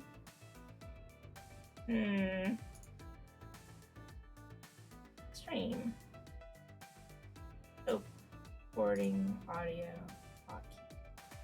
Maybe I... Oh, I have no idea what I hit. I am a pro gamer, everyone. I have a question. A question I will answer by saying, I move this. Oh, I can put this on top of it. Aha! And now y'all don't have to see it. I have to see it, but that's okay. Alright. I am now blocking it successfully, and I'll figure that out after the stream. Okay. Let's go ahead and get on to beach volleyball with Gavin and Queen Bee. Beach volleyball has always been a favorite pastime of beachcombers. It's fun, competitive, and what's not to love about watching athletic people show off their skills? Remember that thing about bouncing earlier? Bouncing on the beach. Granted, when my family got together to play, we really just ended up hitting the volleyball around and never really kept track of the points. But it was always something I enjoyed, even if I wasn't very good at it. Maybe Gavin and Queen Bee will let me join in on the fun. If I'm lucky, I'll even get to bump, set, and spike it. As I draw closer to them, Gavin is occupying the far half of the court. Closer to me is Queen Bee's side of the sand. Oh, side of the sand court. Yeah, I know. Bump, set, and spike it. It hits different. It's easy to see that both of them have expressions of sheer determination on their faces. Gavin is cool, calm, and collected, while Queen Bee is grinning from ear to ear. Both are reveling in the contest. Each is in it to win it. It takes some sort of catastrophic event for one of them to back down, like a tsunami. And even then, I'd bet they'd be bopping the volleyball back and forth while fighting against the wave. But this is a momentous 1v1 between two of my most competitive friends. It's unnecessary to explain Queen Bee's cutthroat nature, but Gavin, his ambition is just as fierce, even if it's less vocal. He'd do everything for the Funplex to succeed, and he's taking that same attitude to beach sports. Are you sure you're ready for this next serve? Yeah. But you better believe it, pretty boy. I'm ready to spike this ball so hard, it'll cause a quake beneath your beep feet. Excellent. If it's anything like your last attempt to score, I'll win this match in record time. That's enough talking. Beeping, shut it, and serve it. Hi, Queen Bee. Eat this! Or I guess not. Maybe I'll just try Gavin?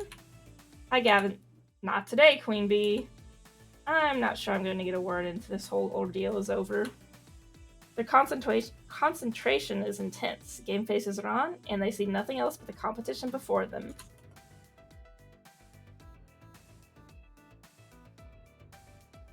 I might as well take this time to watch them play. Hopefully, they'll notice me.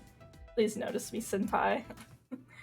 Gavin gracefully executes an underhand serve with the volleyball and it glides over the net, mere millimeters above it.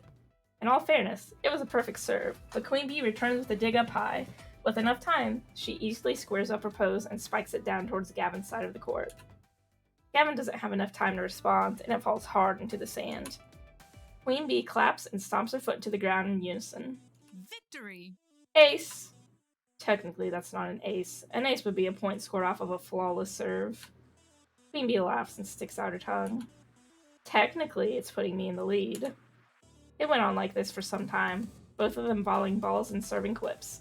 Meanwhile, I stood by and could do nothing but look on longingly. I just wanted to play. Not that I'm complaining much. Both Queen Bee and Gavin are the most athletic of the crew, save for Teo. And, well, let's just say the sand isn't the only hot stuff around here, to be honest. True, though. So, watching them glisten as sweat drips down their bodies, yeah, this isn't really a problem for me. It's enticing, and the gameplay isn't that bad either. Even though I've been standing over here for well over 10 minutes, neither one has acknowledged my presence. That is, until... Gavin hits the ball straight in my direction. It soars all the way to the back corner of the court and lands right at my feet. Queen Bee turns around to see where the ball fell. Hey, well, that was out, right? Oh, now I get acknowledged. I think not. That was clearly on the line, Queen Bee. The point is mine. No, it wasn't. It was completely out of bounds. You might want to get that prescription on those glasses checked if you can't even see that. Held right next to Outlaw, who would undoubtedly confirm this fact. You clearly had the best vantage on it. Tell us what you saw. Sure. Calling it now. This is for the win. If the ball is in, Gavin gets bleeping bragging rights for the rest of the day. But if it's out, then I win. So, all I have to do is make the call?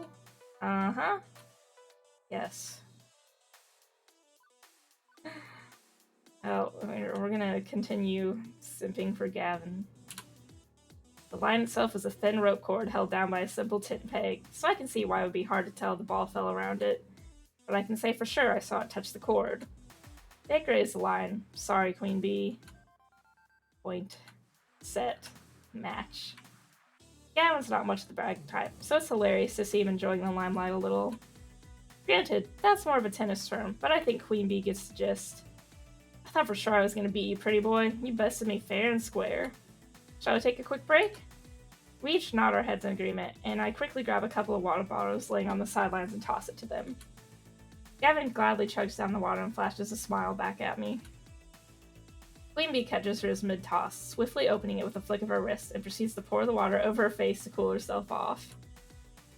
The water splashes down from her face and drips onto her chest, making her wet and shine in the hot sun. Oh my. I suddenly feel very hot myself. I could use a quick dip in the ocean. Thanks for the water, kid. Yeah, you're welcome. Still, I really wanted to play some beach volleyball. Yes, that's not going to happen now. Both of them look quite content to relax and chat in the sun for now. As if reading my mind, Queen Bee leans down and picks up the ball and throws it directly at me. Think fast, Outlaw. Let's spike it. Queen Bee threw it high enough that I can totally pull off a badass spike. I take a quick step forward before launching myself back into the air. My palm hits the ball, and it darts back at Queen Bee.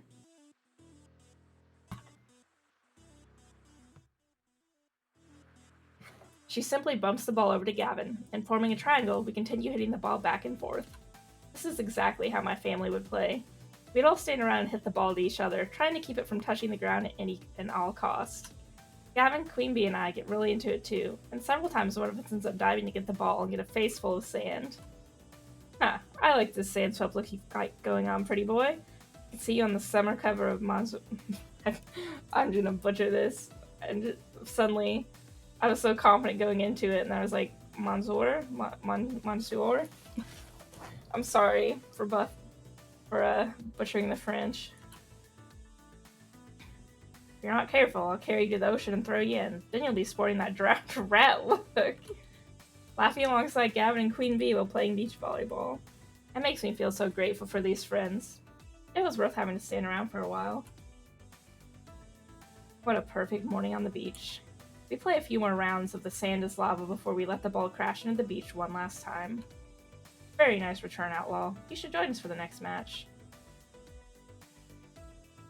I would if I didn't have other stuff I wanted to do. There's too much to do here, and I've got to plan accordingly.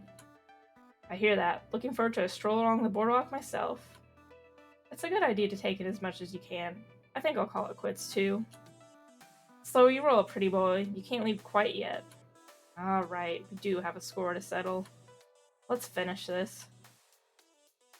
I leave the gladiators to their final battle as I walk back along the beach, awaiting my next adventure. So, what next?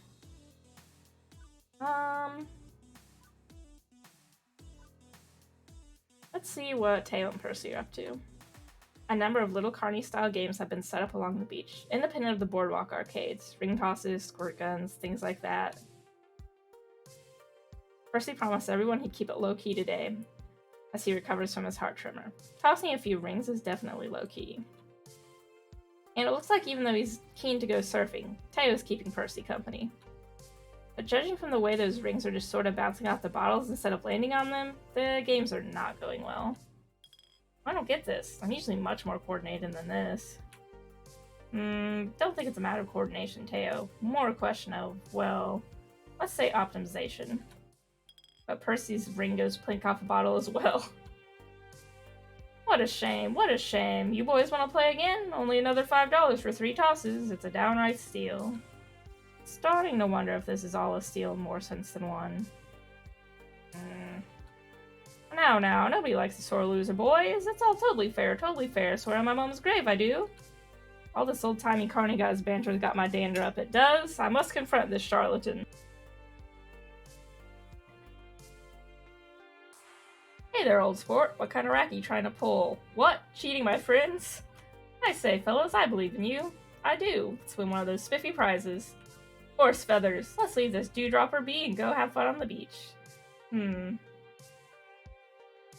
Let's win some prizes. Well, hey there, gents. How about we work together and run this four-flusher out on a rail? Anything's possible when you put your heads together. Oh, indeed. My sentiments exactly. I do believe I have a proposal. Teo, a word? Sure? What do you have in mind? Weirdly, the two huddle up without me and exchange a few whispers. I consider interjecting myself into the discussion, but it's over before I can try. Okay then, let's play. Teo passes over a few dollars and takes up the rings, while Percy examines the racks of bottles in detail. Teo holds back, waiting for him to finish. Eventually, Percy points. Right there, 3 rings rapid. That's the sweet spot. The twist of his agile body, Teo flings his rings one at a time, and all 3 rattle their way around the neck of the bottle, ringing it perfectly. Simple enough. Based on Teo's throwing angles from before and the arrangement of the bottles, I determine the optimal striking zone for him to aim for. All games are a matter of optimization, even silly little carnival toys.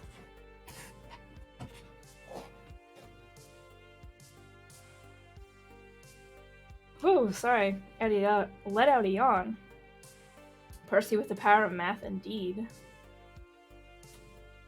Melons, you bested me, old sport. Well, I know when I'm truly really rumbled. Go ahead and pick your prize. Well, Outlaw, what'll it be? Yeah, we were trying to win you a prize after all. Me? Really? This was all for me? Absolutely. You know it. I mean, you are the true prize here. Back me up on this, Percy. Quite so, quite so. But which one of these lesser winnings truly makes your heart dance? I glance around across rows of arcade-themed stuffed dolls with curiosity. I'd say I'm a little old for dolls, but you're not what you owed for a huggable plush friend. And they both work so hard for it.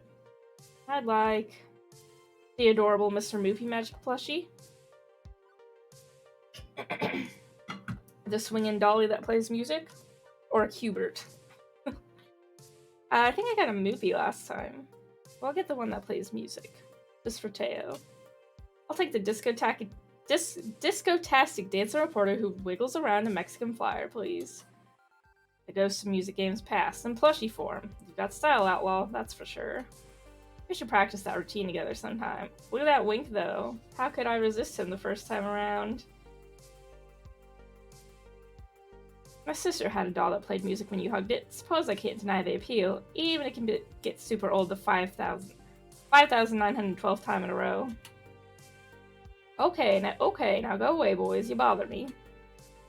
The 3 of us return to the dunes, prize in tow. So, why were you trying to win a prize for me? I mean, Percy, there's a Moopy doll back there. That's right in your real house, yeah? True, but, well, we discuss it and decide you deserved a treat for a job well done. Good MCs can have a little treat. As a treat. Sure, this whole vacation is a treat for a job well done, but we want something for you specifically. Quite right. I must admit, Outlaw, the Funplex is a brighter place with you around. Not to say it wasn't a bright place before your tenure, but, well, there's a true breath of life there, beyond what I thought possible. And beyond just all the hard work you do, the way you brought us all together, well, a mere plush toy isn't really proper reward, but it'll have to suffice. What my comrade is trying to say, in his usual poetic way, is you rock and you rule, so you get a prize. Thanks for playing. Yes, that. Besides, I just can't resist taking any opportunity to see that lovely smile of yours. Okay, I'm gonna go hit the waves. I'd offer you a board, Percy, but... I know, I promise to take it easy. Not that I'm very aquatic, to be honest. But it's good to spend time with you, considering usually we're on opposite ends of the arcade. You too. Well, wow. I didn't realize just how much I meant to them. I'm only a floor attendant, an event manager, right? Seeing everybody come up for this beach blanket bingo we've wrangled up, it's the bee's knees. It is. So, what next? We're gonna talk with Juniper. I checked out the sandcastle bit on my last playthrough and it was also very cute, but I don't think I talked to Juniper. Juniper stretched out on a beach chair, catching some sun while catching up on her social media feed. Iris, how many Pingy mentions are there in my timeline today? You currently have 23 mentions of Pingy in your social media timeline. Huh, that's up from yesterday, Iris. Have there been any new Pingy vids lately? I'm sorry, I don't understand. Have there been any new Pingy vids lately? What do you like me to search the web for? Have there been any new Pingy vids lately? Never mind. Juniper puts the phone away with a sigh. Juniper is... I love her bathing suit. This is something I wear in real life too. Blessed Juniper content. Oh, hey Outlaw. Enjoying your nostalgic beach trip so far? Or sorry, nostalgic, not nostalgic. It feels great to be back, like coming home. I don't know. I've only hung out on the beach so far. I've grown a lot since then. Everything's different. You know what? Feels pretty good to be back on the beach, mostly because everyone looks great. Gotta admit, it feels great to be back. I've got a lot of fond memories of Flotsam Beach. The sand, the surf, the games, the food, and my family. Before everything went south for the Princess Clan, this place was like a second home for us. Totally. Exactly, happy memories from a happy place. You know, you've had a better life than you give yourself credit for. Your family had money problems, sure, but you loved each other through it all. That's so sad. I can't say the same for my family, and my family never took beach vacations for that matter. Or vacations at all. I doubt I'll be taking many after this either. I'm definitely happy being a freelancer, don't get me wrong. But I'm not exactly making beach money, you know? I can't even afford apps unless they're free. And man, free mode Irish is super stupid sometimes. Hey, hang on. I see you talking to your Iris all the time like you're having a normal conversation. How'd you manage that? Mine doesn't even understand what I'm saying most of the time. Did I configure her wrong? Is there some free mode option I missed out on? Come on, fess up. I just want to make the most of my Iris. What's the trick? What did you do to make her so cute and chatty? Drat. Juniper knows Iris better than anyone here, aside from maybe Gavin. She's been suspicious for some time of my super duper version of Iris. But my Iris is technically a pirated software service. I'm not supposed to have premium access. Do I trust Juniper with this secret? Or would telling her betray Iris's trust in me to keep it? We're gonna tell Juniper the truth. Guess I may as well share the truth.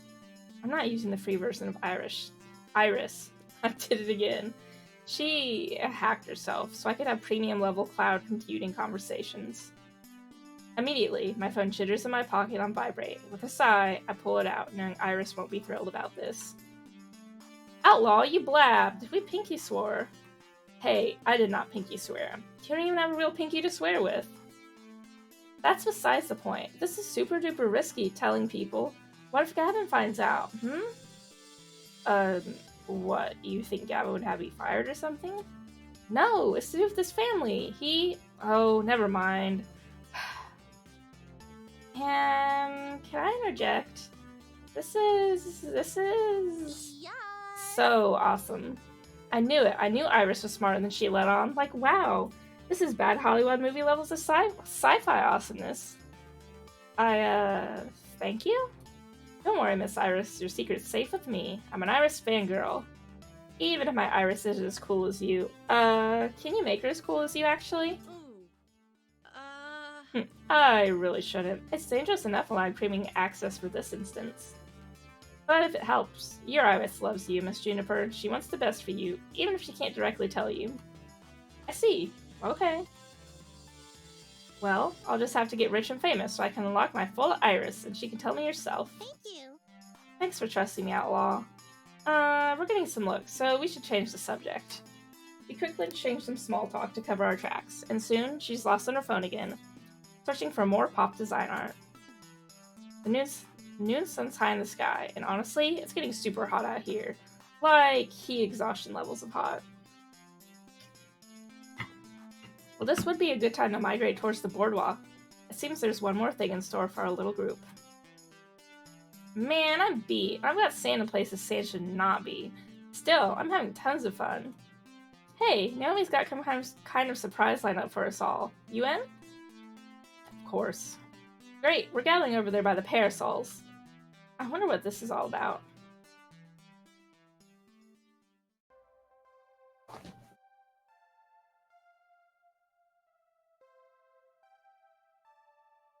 Soon enough, the entire group has gathered. The number of shade-throwing parasols is multiplied to 4, too. Plenty of cool respite for everyone. Also new, a large cloth-wrapped bundle in the center of the group. Gather round. It's lunchtime. And judging from the rumbling in my stomach, it's right on time. The bundle is unwrapped, revealing a series of simple wooden lunchboxes in a traditional Japanese style. Each one's been painted a different color. As a way of saying thank you for all your hard work and your support, please enjoy these box lunches courtesy of the Funplex. And me. I made them. An authentic Nomi brand bento? Sign me up. I reach for the box, and she smacks my hand away lightly. No. Not yet, Outlaw. I made these special like. Everybody has a personalized lunch filled with their favorite things. Gavin, if you'd be kind enough to distribute them, names are written on the lids. Sure enough, on second glance, I can see the names, and even little cartoon doodles representing each person. Does my face really look that apathetic? Okay, I'll start handing them out. Gavin, you first. Let's see. Impressive. Plain yogurt, celery sticks, and some rice. You know me well. Boring and nutritional. I colored a bit outside lines on this one rather than sticking to traditional bento style. Enjoy! Oh my gosh! Sushi with some tempura veggies? Ooh, and a side of miso soup. I love nothing more than traditional bento box lunch. And I love nothing more than making them. Fish and chips, of course, with a little Union Jack on a toothpick. And you made a moopy maze out of the chips, too. This is not too stereotypical, is it? Quite good. I haven't found a proper chip shop in stateside, so I'll take it. A nice little taste of home. Fantastic. A big juicy cheeseburger and french fries. My mouth is watering just looking at it. Yum! And it's got lots of pink in it, just how you like it. So pink I can hear it moo. This is perfect. Pita bread and hummus. Love it. It's a great meal that fills the belly and gives you lots of energy. And we have to keep your tank at full. A tired Teo is not a true Teo. How marvelous. Little finger sandwiches, some tea, and even a cupcake. Thank you, Naomi dear. It's very thoughtful. Aw, thanks, Miss Francine. I got a peanut butter and jelly sandwich. Nice. Ah, but you can salt it with Outlaw on this one. I love these. Always have, always will. Actually, I just checked your Instagram. I did an analysis of your most commonly blogged food and... can't talk, busy eating. And that leaves the one who brought us all together. Outlaw. For you, I made pizza bagels. Ugh. Kidding. It's actually similar to the bento I gave you the day you started the Funplex. A little reminder of how this all started. Oh. Oh. Well, thank you. Speech! Speech! What? Yeah. You should make a speech here before we all do gig. I mean, you're the reason we're here. I am? Yeah, you are. I mean, we were doing great before you showed up. Don't get me wrong.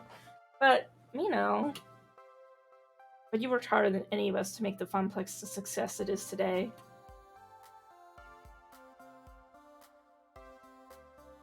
I was content to keep it afloat. I didn't think we'd ever manage more than that, but you refused to be content. You wouldn't be here at the beach if not for the success you led us to, Outlaw. So, yes, I think a speech would be appropriate. Bleep, yeah! Arcade Jubilee rocked. It really opened some doors for me. I'd still be wearing that damn black L7 jacket if not for you. The atmosphere's so much livelier thanks to your efforts. Win or lose, I'm enjoying my time with Moopy thanks to having so many great people around me. By this point, I can't even imagine the Funplex without you, Outlaw. So don't even think of leaving. If you do, we'll probably gather up a hunting party and drag you back. No hard feelings. And speaking as the one Outlaw comes home to every night, I gotta say, they're doing dandy compared to before. So, 3 cheers to the Funplex. 3 cheers indeed. Go ahead, Outlaw. You've earned the right for a speech.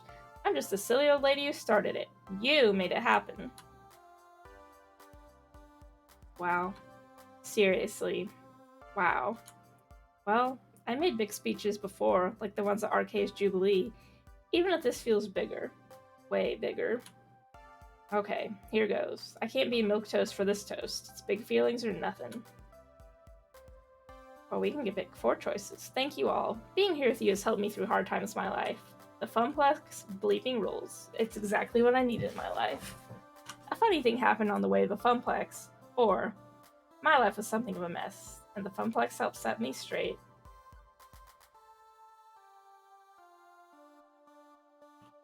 We're gonna go for it. I gotta be honest. Life sucked, and sucked bad before I found you wacky people.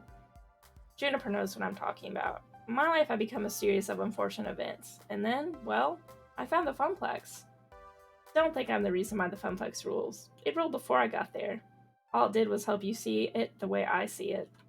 Together, we make one kick-ass arcade juggernaut, and I'm looking forward to seeing where that beast goes next.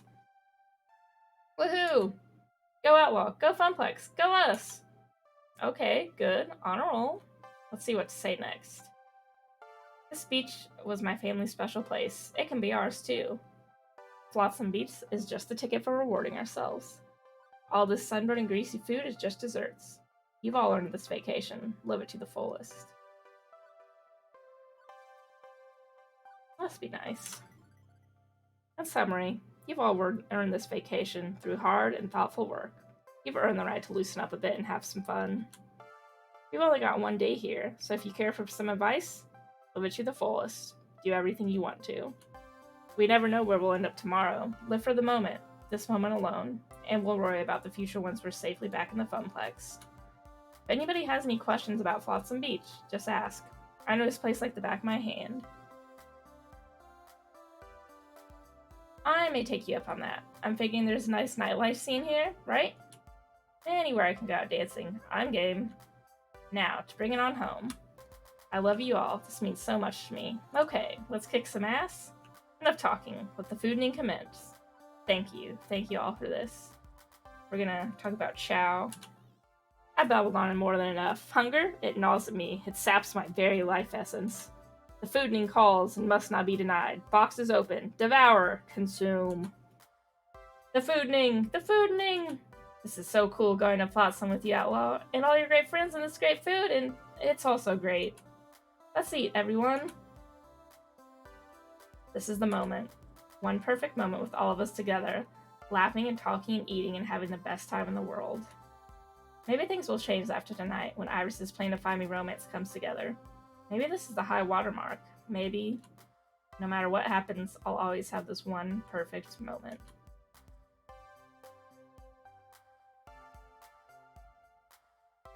Afternoon slides in as the gang migrates from sandy shores to bustling boardwalk. Once you've had your fill of seaweed in your trousers, it's time to take a walk down the boardwalk and indulge in any number of side activities. No need to change out of your swim gear either. Unless you're going deeper into beach town, you can just skip back and forth between the sands and the boardwalk. This is where the real action happens. Shops, restaurants, and of course, arcades. Soon enough, the group's splitting up to try and go do as much as possible. I've got time to tag along with some of them. Who to hang out with? Gavin and Ashley are checking out an arcade. Naomi and Teo are raiding a candy store. Queen Bee and Percy are chatting and having a funnel cake. Jupiter and Francine are shopping for souvenirs. We're gonna go hang out with Gavin and Ashley. I am gonna take a super quick break because I'm almost out of water and my throat is dying, so we'll be back super quick.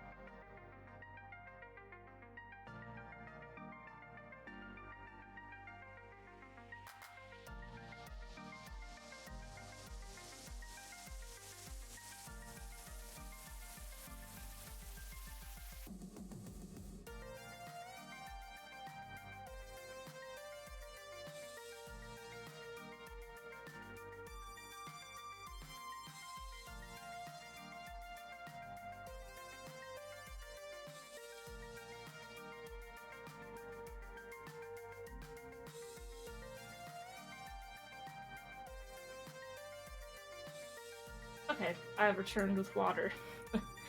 Primary appeal of this place for me was always the arcades.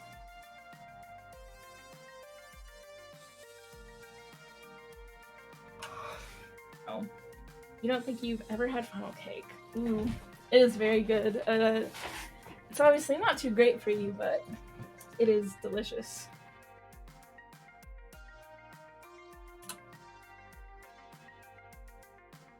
I rarely swam in the ocean. I preferred indoor swimming pools to unpredictable waves. That meant boardwalk crawls, arcade games, tokens, and joysticks.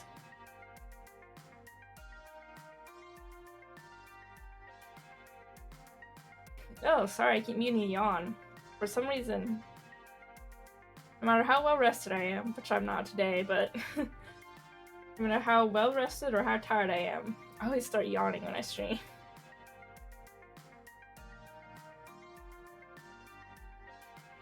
Although as I approach one of these open-air arcades, well, I don't see a single joystick. Impressive. Interesting. I'd hazard these arcades are 100% redemption games. I suppose it's for the best Naomi's distracted by looking for saltwater taffy. She'd hate this place.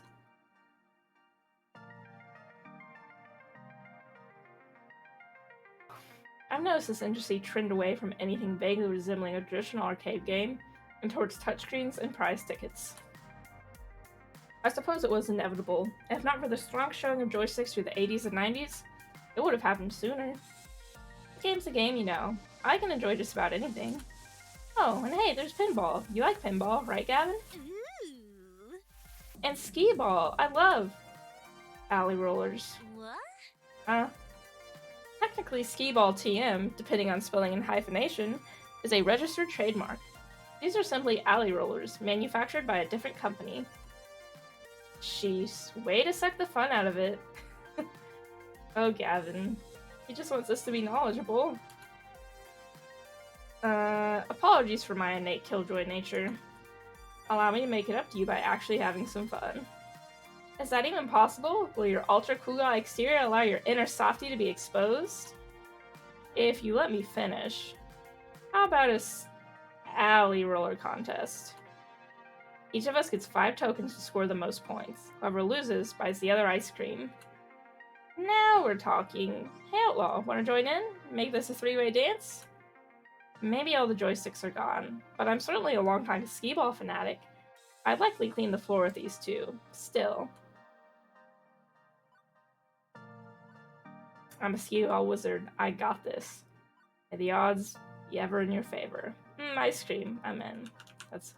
We're a wizard. You're gonna get it now. Take a shot at the skee-ball wizard. You best not miss. That's the spirit. I can smell the victory ice cream already.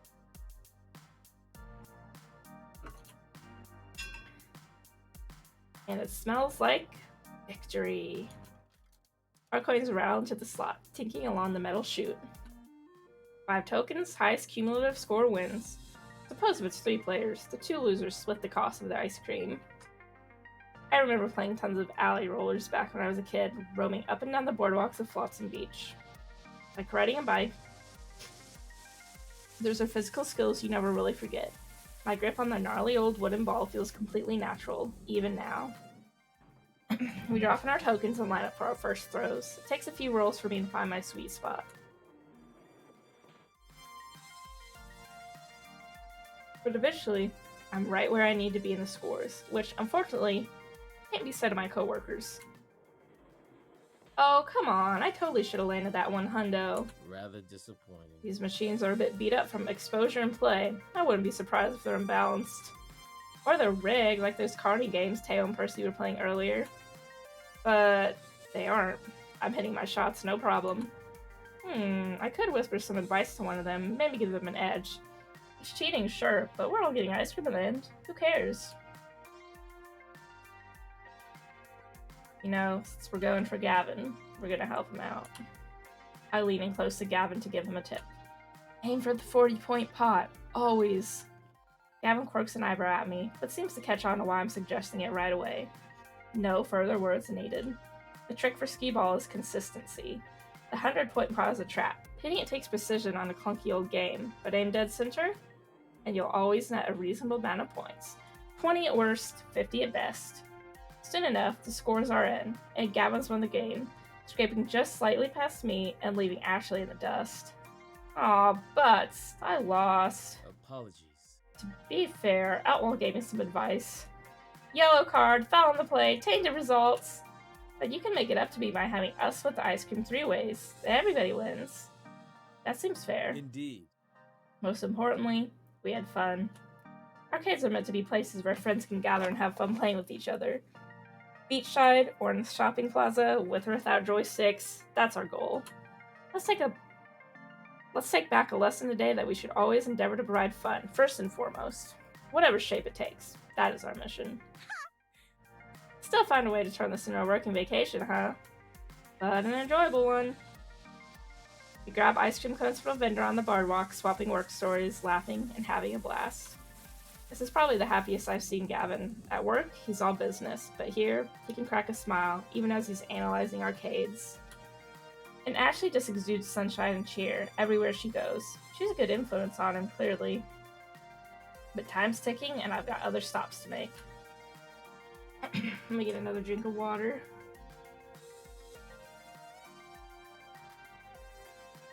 It feels good being out and about with everyone, away from the funplex, away from work. Just friends having a great time in a place designed for a great time. With our newfound success, I hope we can do this more often. Who to hang out with? Let's check out Juniper and Miss Francine. Juniper and Francine are looking at a little map of the boardwalk. It highlights all the shops, cafes, and art galleries along the route. I overheard them discussing it earlier in the day, and it looks like they might have found one. Oh, looky! There's one called Drift Away. Cute! Oh, and one where they do wine tasting. I'm a fan of wine. And tasting it. Same, Juniper. Same. A nice after-lunch Merlot is always a nice treat, isn't it? Juniper and Francine are quite the odd couple, aren't they? But when I reflect on it, they've actually been spending some time together at the Funplex. Juniper is a self-proclaimed old lady at heart, after all, so it's no wonder they bonded over knitting, cats, and costume jewelry. Hey, mind if I join you? Of course not! Francine and I are just deciding on which art gallery to visit first. I've been in the market to find a unique sculpture made from driftwood, and what better place to get one than that at the beach itself? That does seem like a wise choice. There is this one place I must visit again. It's called Seascapes, and it's been open since I was a child. I know it's hard for you to imagine, but yes, old Francine was once young and spirited like yourself, Outlaw. I bet you were the talk of the boardwalk, breaking all the hearts. My oh my. Whoa, a lady never spills her secrets, but yes, I did have my fair share of summer romance here along the boardwalk. Ooh, go on. This I must know. Well, there was this one time I snuck out in the middle of moonlit night to meet my lover. It was quite exhilarating. Of course, we had to go skinny dipping. Please. No, stop. If there's one thing I definitely don't need to know more about, it's my boss's love life. I already know too much from my interview with Francine. TMI. So, Seascapes? That was the name of the gallery? Let's go there. Now. Wait, I didn't catch it the first time. But did you say Seascapes? These Seascapes? The oldest gallery on the boardwalk? The one and only. There's a lot of history in these old coastal towns. It also has an eerie past. Didn't you know? Seascapes is totally haunted. Francine lets out a snort. Let's be sensible. Oh, sweet child, that's preposterous. Ghosts aren't real. But the Boardwalk Paranormal Society has deemed Seascapes the most haunted place on the coast. As the story goes, the previous owner purchased a particularly gorgeous painting. What the owner didn't know is that painting was being possessed with a demonic spirit. Soon after buying the art and hanging it up in the gallery, the owner got very ill. It was a mysterious illness that no one could cure. Eventually, the gallerist passed, and the ghost has haunted Seascapes to this day. Curiosity's got me, and after having experienced some unexplainably spooky stuff in the recent-ish past, I pull out my phone and look it up. Juniper's not lying. I've heard several spooky stories about this art gallery. Maybe it's haunted by the memories of the past, but surely you can't believe in such childish superstitions. Oh dear. Talk some sense into Juniper. What? Me? Come on, Outlaw, back me up on this. Well, the truth is...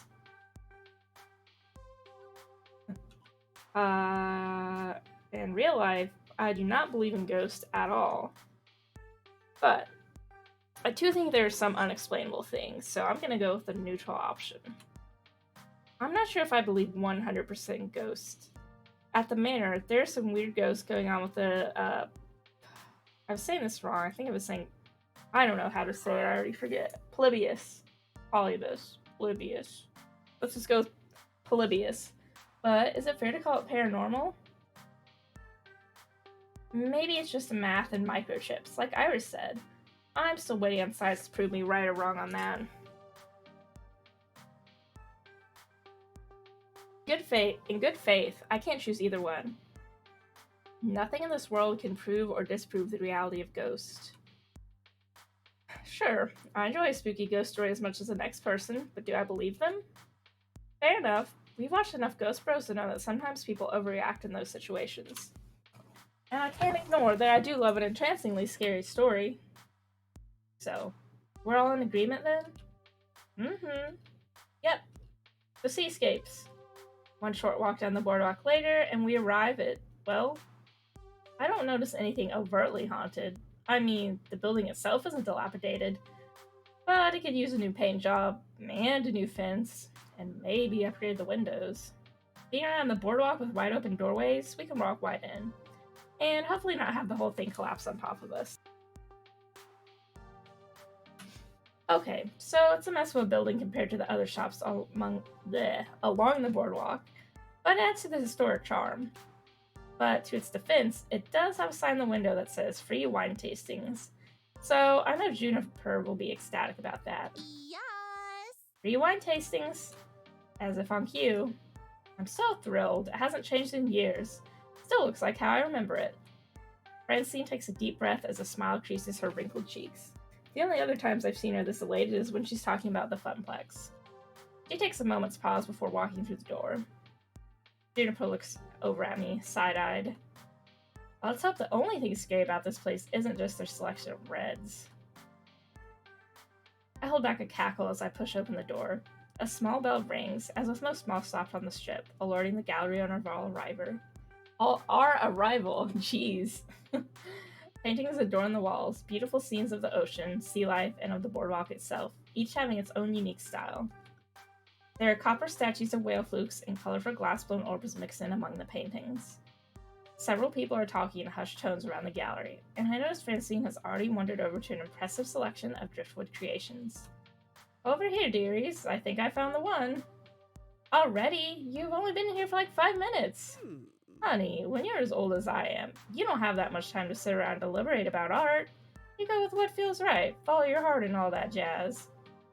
But I want to pursue art a bit more. I was hoping maybe a ghastly hand would grab my shoulder. Or maybe I'd see an actual ghost. But we can stay as long as you'd like. I'm in no rush. Yes, come at me, ghosties. So, Francine, what did you decide on? As a kid, visiting art galleries was never my prerogative, so I had no idea the amount of things you could make out of driftwood. Stick wreaths, candle holders, tables? Francine points to a heart, weaved together from several sea-worn branches. Simple. And meaningful. That's adorable. It reminds me of not only the many times my late husband and I would visit the beach, but it also reflects on my love for the ocean itself. How romantic. I hope one day my partner will buy me something like that. Outlaw, you've been my partner in crime forever, and I want to get something to remember this trip by. If you had the coin, I'm sure Seascapes has wares.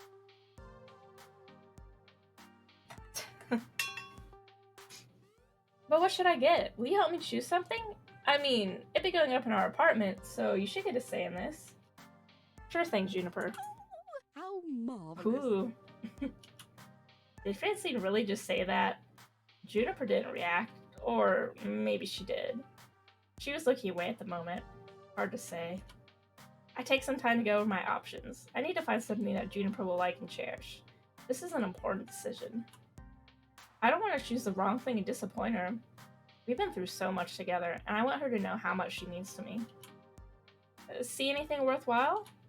I think I found the perfect thing. What do you think about a beautiful painting of the ocean, a glass-bone sculpture of a jellyfish, a bottle of wine? I would go for the jellyfish in real life, so... This is cute and peculiar enough, just like Juniper's taste. She sure to find satisfaction in this. I don't think you're ready for this jellyfish. Really? Juniper laughs, but then realizing I was serious, quiets down quickly. Oh, I mean, it's really adorable. Jellyfish are so weird. With stomachs, tentacles, and gonads. Isn't that all you need in life? I like an animal with a brain personally, but to each their own. Thanks anyway, Outlaw. The sentiment isn't lost on me. Well, kids, I'm about done here. I don't have as much energy as you both do, and I think I'm ready for my afternoon nap. I'll walk you to the hotel, Francine. And a little afternoon siesta does sound nice, especially because there'll be lots to do on later tonight. Or lots to do later on tonight. You are such a dear, Juniper. I think I might go back and see what other people are doing. Taking advantage of your vacation is... Did any of you hear that? Hear what, dearie? It sounded like a woman saying, "Save yourselves." No. Are you sure? I won't lie about this. And did you feel that shift in temperature? It's just a sweet ocean breeze tickling your face. Don't let those ghost tales go to your head. Well, you both were on your way out, so... Good point. See you later, Outlaw. Thanks for joining this old lady on a shopping expedition. Juniper practically drags poor Francine outside the gallery as fast as she can.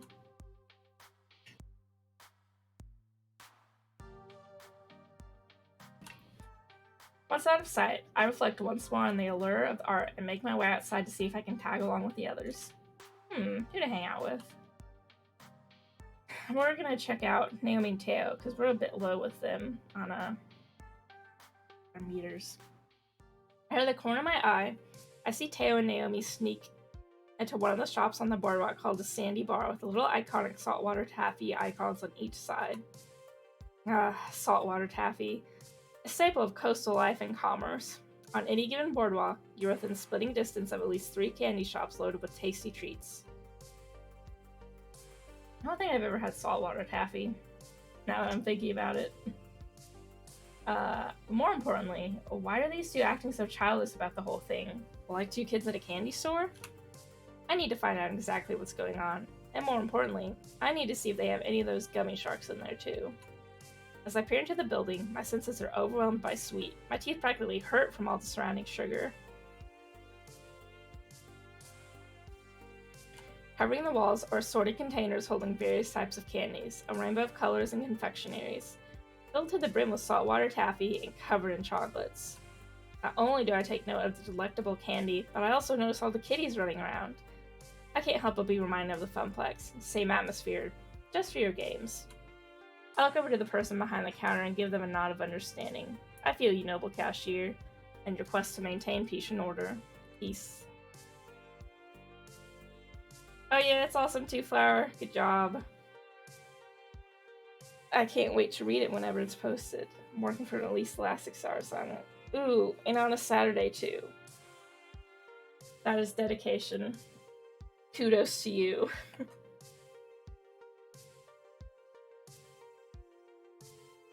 Naomi and Teo recognized me and waved me over. Over here, Outlaw. Come help us decide on what to get. It was like, oh, it's up on Tuesday at 1 p.m. Eastern. Cool. I got you. I'm excited. I will be eagerly awaiting Tuesday.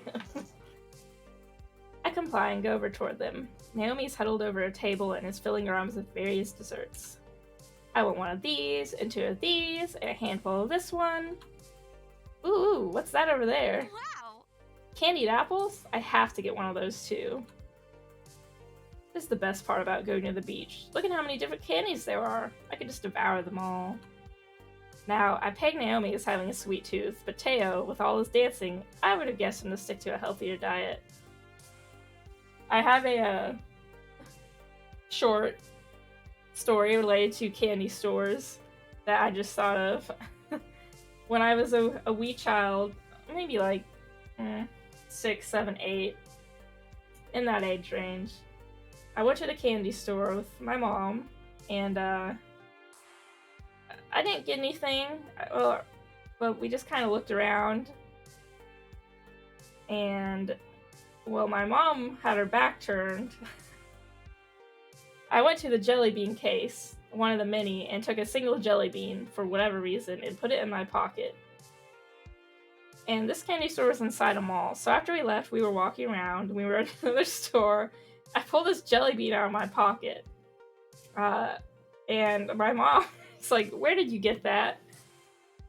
So I had to admit to her that I stole a singular jelly bean from the candy shop. And little old me was marched back there by my mom to apologize to the cashier for my singular jelly bean theft.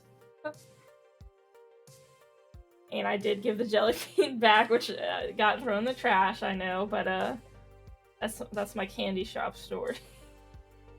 I was a jelly bean thief, and I got in trouble for it. It wasn't even a handful, it was just a singular jelly bean. But I guess it was a good lesson. I don't even like jelly beans, so I don't know why I took a jelly bean in particular, but I sure did.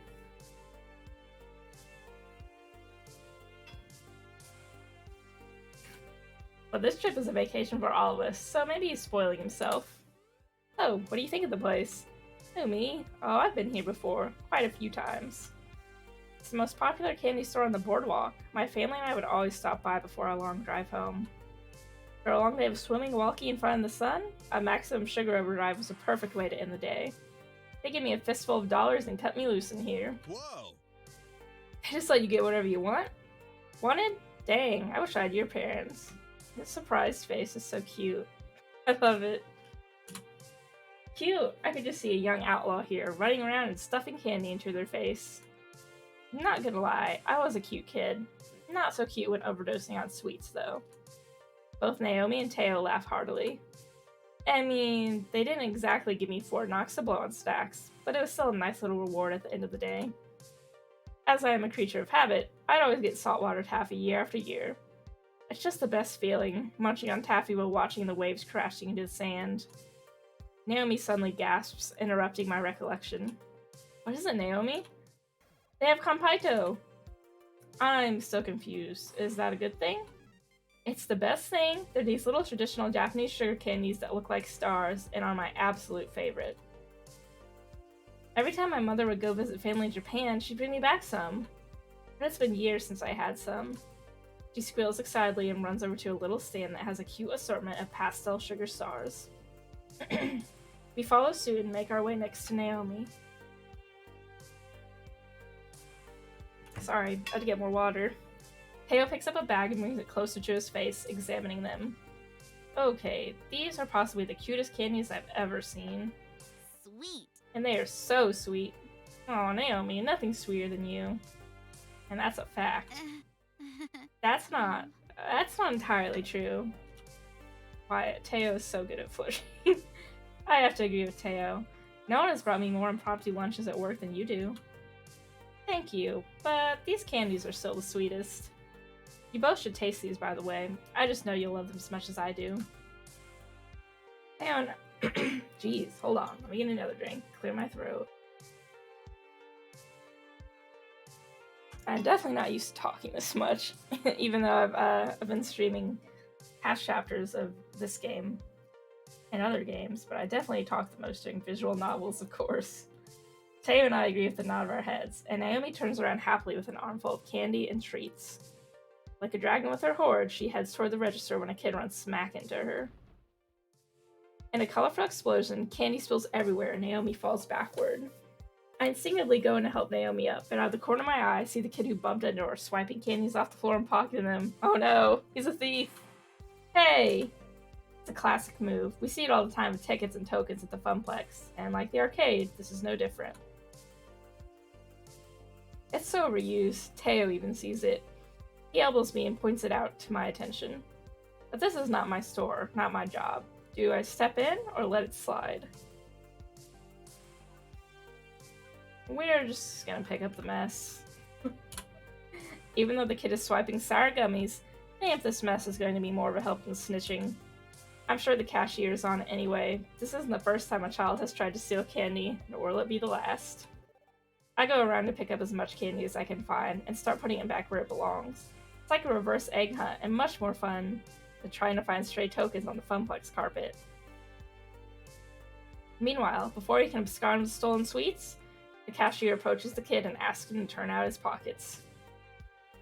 The kid looks like they want to say something in return, but there's no way to hide it, and the kid reluctantly does so. It appears like Kid wasn't just picking up stuff from the spill. Those pockets were quite full.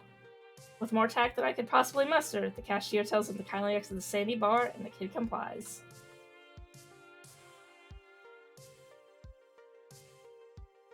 The cashier and I exchange knowing glances. We're one and the same.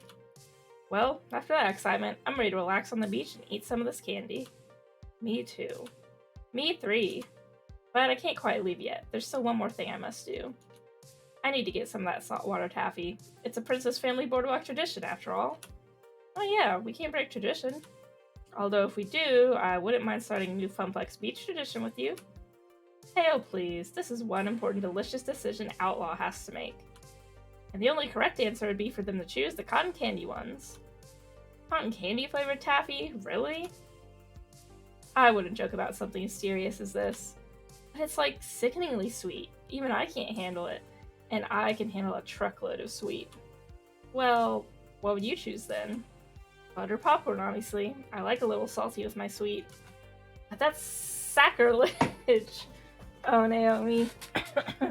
I'm much more of a purist.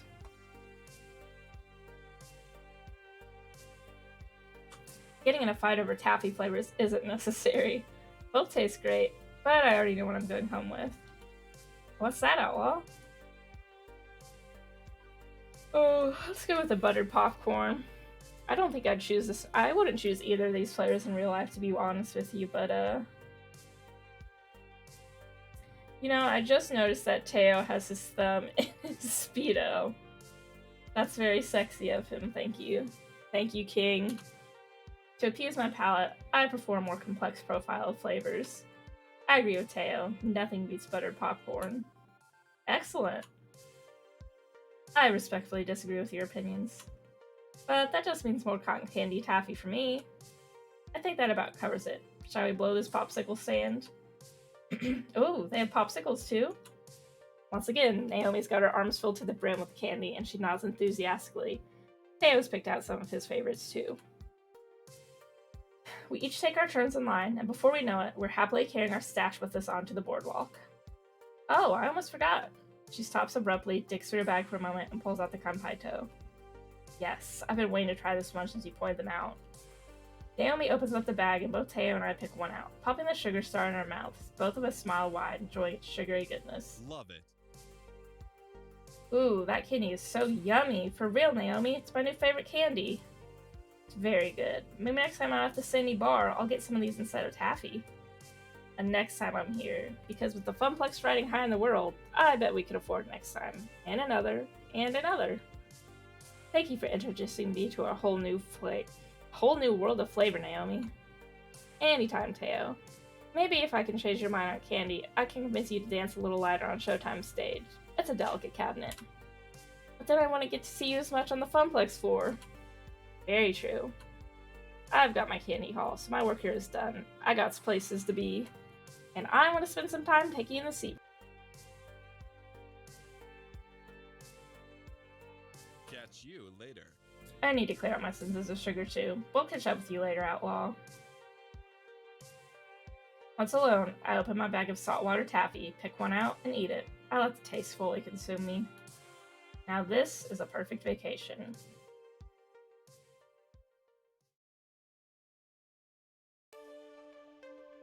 The milkshake man is finally gone. He is free from his horrid fate. The rest of the afternoon passes in a blur. Soon the sun has gone down, and Flotsam Beach is a calmer place, a more chill vibe as the day's manic energy has long since spent. It's also clear that the group will be breaking up soon. They've already changed back to their regular clothes, done with the beach as a whole. Some are talking about checking out the nightlife scenes around here, some just want to relax in their hotel rooms, and some are simply heading back to the city, leaving me alone for a moment with my thoughts. It's been a wonderful day, definitely. There's only one thing that could improve it. A risk. A daydream. But maybe one worth taking. I happen to know a few things about dreams lately. Beep beep. Yeah, I know. You want me to ask someone on a date? Only if you want to. I know I was kind of pushy earlier. I'm sorry. But if you want this, now's the moment. Everything in my calculation says that it's the perfect time. I've got a lot going for me, but maybe something's still missing.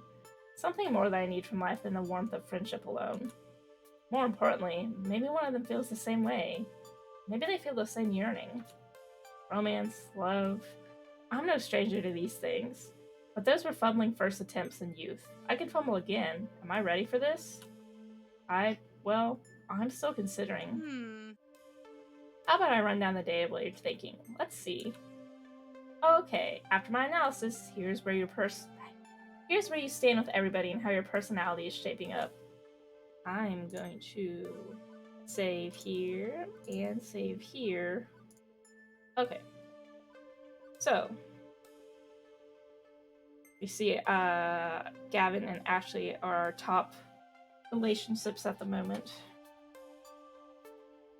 Now that I've had a week to understand you better, I think I can adjust the values based on what I know each of them likes in a partner. Oh, up a little bit. Naomi has a kind heart, and so do you.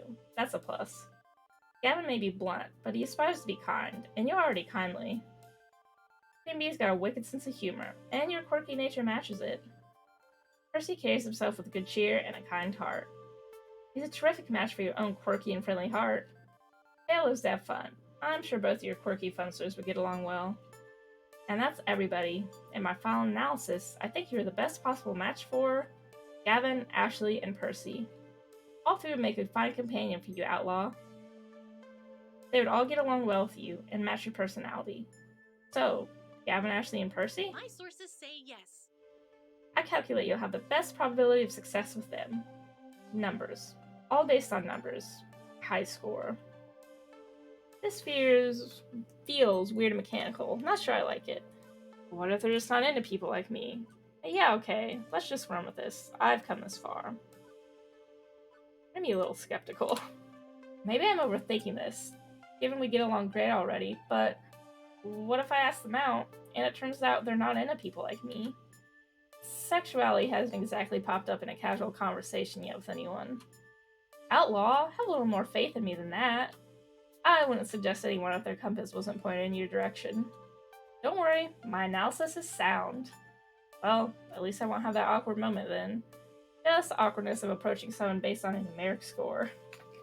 Iris lets out a little digital sigh. I don't think you're looking on this score thing the right way, Outlaw. I'm software, right? I have to see the world through numbers. I see relationships as numbers. I see your vocal tones as numbers. And I score it all. But the math is less important than the meaning. I see a number. But that number represents your free will and your heart. You chose to spend time with them. You shared good times with smiles and laughter, and sometimes even tears. This isn't like a dating website. You aren't asking a total stranger out just because the numbers match. You need to switch the causal relationship around. I need to ask for a casual relationship? Causal, as in the cause of. You aren't spending time with them because of the numbers. The numbers exist because you wanted to spend time with them. You've been building these relationships for months. Now, you can take one to the next level. The numbers can be your guide if you let them.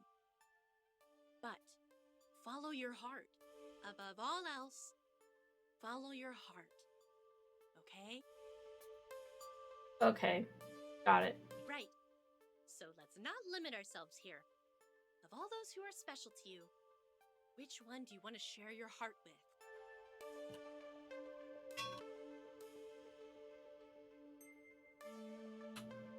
It's a big decision. But she's right. She's been watching me, listening to me, understanding me. But in the end, it's my choice, and their choice to accept my love or not. But which one do I love? Which one should I approach? You got a lot of good choices, but we are definitely gonna go with Gavin. I'll admit this is a bit risky, considering our working relationship, but I have to do it. I have to try. Fortunately, I already told him I was interested, and he sounded amicable. Maybe it'll work out. Gavin. It's Gavin. Oh, what? Your boss? Technically, Miss Francine's my boss. Gavin's a coworker. I know it's difficult, but he's a mature adult, and I think we could make it work. And you are quite the good match to boot. Okay, I wish you the best of luck, Outlaw. Going silent for the evening. Enjoy! I slipped my phone back into my pocket and, gathering my resolve, approached him. Gavin stays on the outer fringe of the group, aloof and cool, like always. How hard will it be to crack that cool exterior, I wonder? Hey, Gavin? Got a moment? How can I help you, Outlaw? I was wondering if you had made any evening plans yet. Yes, actually. There's a club a short way off the main drags of the boardwalk I wanted to visit. Wanted to visit. I suppose. Would you like to accompany me? I wouldn't be averse to some fine company. Okay, this may be easier than I thought it'd be. But given the circumstances and Gavin's belief in absolute honesty, I should be upfront about this. I'd love to go out with you, Gavin. Go out with you, I mean. Yes, that's what I see. Take me up on that open offer to have a drink, then. Please say yes, please say yes, please say yes. Very well. Yes, I'd love to go out with you on this fine evening. Yay, Gavin. But first, we need to establish some clear expectations concerning our relationship status. We should be careful. Currently, we are both employed by the Funplex. This may cause additional difficulties should we find ourselves granting unwarranted favor to each other, or should things turn sour. I wouldn't want to proceed forward unless we have a clear understanding that our work situation and our personal situation should remain entirely distinct and separate. It wouldn't be fair to you, to me, or to our co-workers if we allow our feelings to get in the way of the Funplex itself in any manner. Do you have an accord? Seriously? Am I signing a prenup or something? Feels excessive. I understand completely. We can be adults about this. I think I need some clarification here. What do you mean? You know what? Gavin is pretty blunt and clear, so I think we're good. Honestly, I should have been expecting this. Even if he's not technically my boss, we've got a very unique relationship at work. One that could get ugly if things got ugly between us. And I wouldn't want him to offer me a salary raise before offering one to Naomi, for example. I understand completely. You have to be sensible and mature about all this. My feelings for you and what's best for the Funplex need to be two different things. Honestly, I wouldn't want it any other way. I'd feel uncomfortable if we didn't make it clear up front. Then we have an accord. Yeah, Gavin. And a firm handshake to boot. But as proof this isn't just some business transaction, he tugs that handshake into a light hug. Gavin. I'm hugging Gavin. I didn't think that was possible. Not that he'd never show me affection, but that he'd be the hugging type.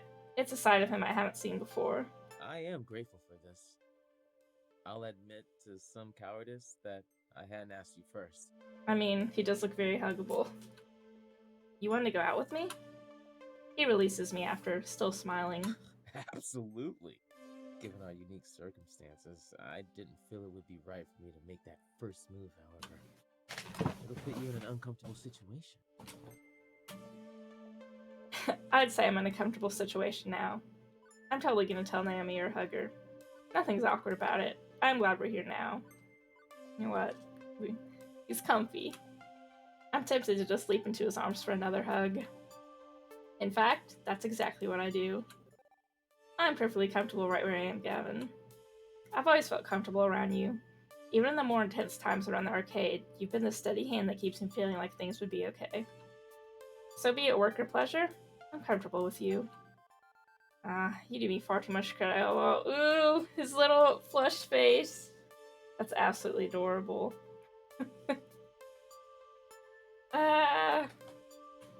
But thank you. Now, as for the date itself, I did have evening plans, and sharing them with you doesn't change that. If anything, it enhances them. There's a side of me I'd love to share with you. If you're open-minded enough.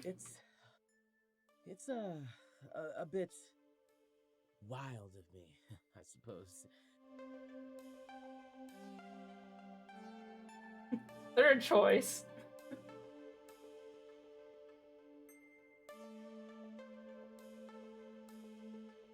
You? Wild? You? Go on, please.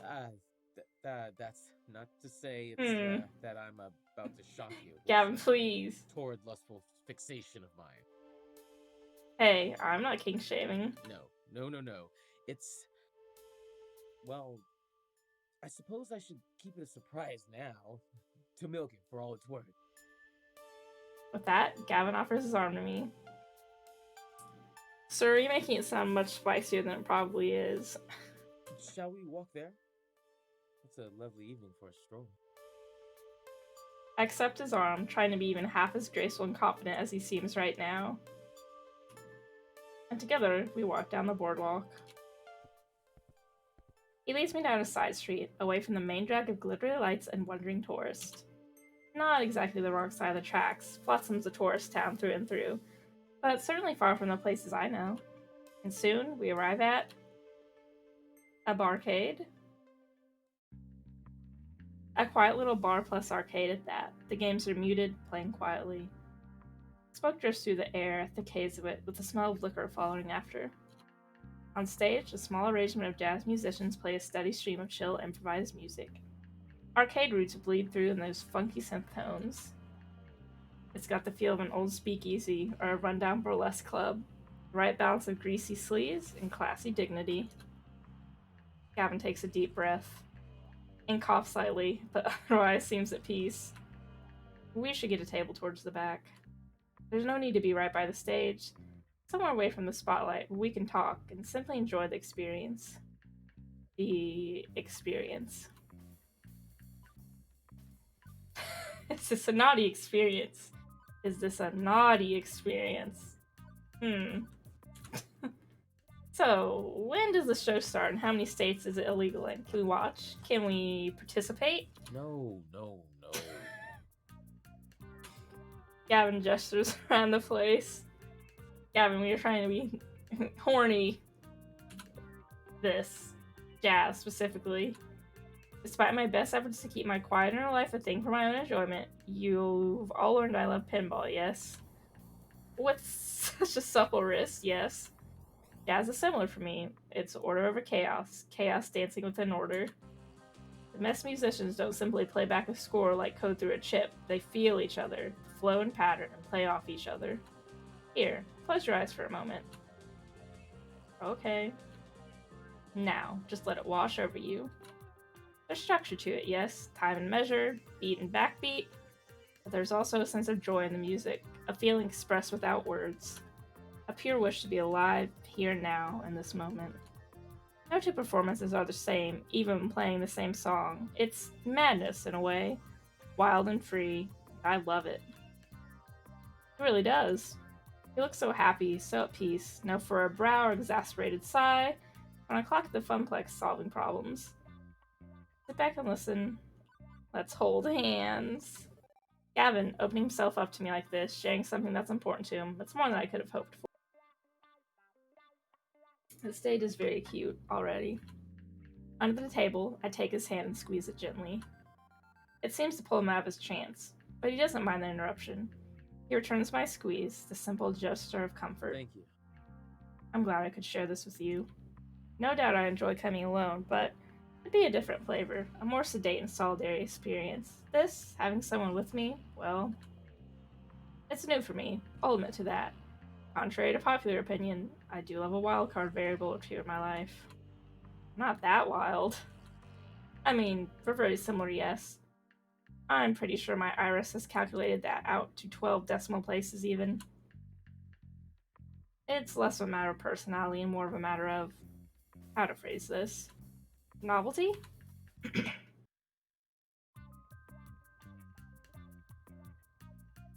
So I'm like the silly prizes at the ticket desk? Novelty as a newness. Just having someone else in my life is a wildcard variable. As you no doubt imagined, I was content to be alone, much of the time. Or so I'd imagined as well. Drinks. I believe we should have drinks. What would you enjoy? Bourbon, whiskey, wine, scotch, water. Ooh. You know what? I feel like in real life I would pick wine or water, but let's be classy and get a bourbon. A glass of the fine bourbon, please. Ah, an excellent drink for Jazz. Very well. I'll return shortly with your drink, my dear. Why is he so cute? Or is my dear a bit too forward for our first outing together? It's fine, it's fine. Ah, excellent. He's so smooth. This is happening, right? Gavin and I. Me and Gavin, whichever is grammatically correct. I feel a burning need for proper grammar in his presence. Too good to be true, and yet, here we are. Once upon a time, I'd assumed nothing good could happen to a member of the Prince's family. But, well, Mom and Dad loved each other, yeah? Even in troubled times, they stuck together. They were shouting over household finances, but not in hate, and very aggressive problem solving. They never considered divorce, not once. We were a family. I was always so focused on my own misery that the way we had to settle for what we had, to realize what we had wasn't all bad. And here now, I'm with Gavin, living in this one moment like the music that wafts through the barcade. No matter what else happens, we have this together. Outlaw? Surprised me there, sorry, but it was just a bit deep in thought. Gavin sets down our drinks, settling back at the table. What about? About family, I guess? It's a bit early to be thinking about marriage, isn't it? I am dedicating myself to you in this moment, as I prefer to live a life of sincerity. I'm not exactly demanding a proposal 10 minutes into our first date. No, not that. Just how my family held fast despite the storms. How much that reminds me of you. I wish I could say the same of my own family. But you already know about that. Right. He told me before how his family were overachievers who refused to acknowledge their own inherited advantages. Not a lot of love lost in that mess. But I do know what you mean. Indeed. What we have, even just as co-workers, as members of the Funplex, is a tightly knit bond. What we found on this evening is another layer of that bond, a new instrument in the mix to carry my rather belabored jazz metaphor to its breaking point. And while I'll hold true to my bond with everyone in the Funplex, I swear to hold absolute faith and truth to you. Ah, that face is so cute. I can't get over it. Gavin, it's heavy-handed, I know, but I know no other way to live. So for as long as you want me by your side, I'll be here, no matter the difficulties, the hardships. And should you want to part ways, you would find me understanding. I don't want... I know, I'm simply saying. My devotion is conditional on your consent. He reaches out and embraces my hand, fingers intertwined, mine and his. As long as you need me, I will be here. For now, let's just enjoy this evening together. And then, quiet again, save for the flowing music and my own thoughts. Kevin's way more intense than I was expecting. It's exactly what I was hoping for. I'm not sure what to make of all this. You know what? This is exactly what I was hoping for. I knew that underneath his simple and honest exterior there was passion. Maybe not this much, but I have to admit that this is what I was hoping for. I've never been loved this intensely, this suddenly. It's a huge shift from how I've interacted with him before, that's to be sure, but I could get used to this, honestly, this devotion. Or I could suggest you tone it down a little, maybe take things slower at the start. Hey, Gavin? Yes? Accept. Whoa. Are you certain you feel this intensely about me? I just want to make sure your heart is clear. Thanks, my wife, for flushing the toilet in the background.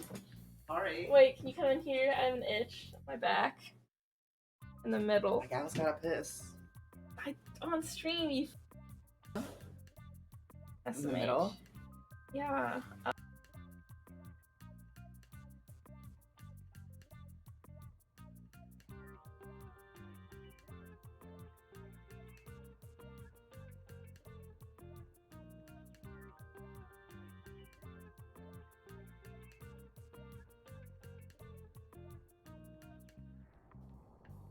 My grandpa and see if he still wants to do that. Oh boy.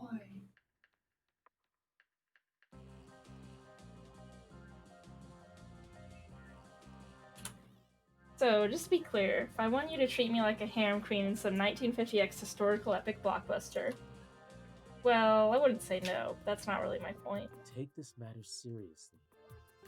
This is my modus, outlaw. When I've decided my desires, I pursue them to the absolute fullest. I abandoned my family wealth to become my own man. I embraced the Funplex protected streams, and now I embrace you as a kindred spirit and partner. I'm incapable of offering anything less than the very best I can manage. Which is not to say I'm infallible. If I misstep, if I do anything to make you uncomfortable, I want you to tell me. He's trying his best, so I'll give him that. And he's got an earnest desire to see me happy. Okay, I know I can be honest with you. Through honesty, I'm sure we'll both find a comfortable place to inhabit together. Thank you, Outlaw. I couldn't ask for more. Thank you. Thank you for this lovely evening, Outlaw. Thank you. I like this date a lot. To be perfectly honest, it's the finest evening I've had in years. As you no doubt can imagine, I don't really get out too much. I rarely do anything simply for pleasure. Too costly, too pointless, too wasteful. At most, I'd head out to a club like this maybe once a month. Or perhaps take in a movie when I couldn't argue myself out of it by saying, I should just stream it when it's out later this year that's cheaper. But having someone to share such pleasures in life with, well, that's a different matter, isn't it? Being in a relationship is the perfect excuse for me to spend more evenings enjoying life, rather than sitting around at home. I'm entertaining for two now, you see? I'd hope I'm more than a perfect excuse. Gavin chuckles playfully. I would put an emphasis on perfect above excuse in your case, Outlaw. And I've no more excuse to avoid life, have I? Not with someone I can share it with. I can't exactly promise a whirlwind of romance, but I've made my intent clear, my dedication. I can at the very least promise interesting times. A toast then? May we live in interesting times? Hear, hear. We softly clink our glasses together, exchanging this vow. From there, it's more drinks, more jazz, and more conversation. I grow more and more comfortable as the evening goes on, and we learn more about each other, grow to know each other. The hour grows late, and Gavin's a firm believer in a healthy bedtime, so he offers to walk me back to my hotel.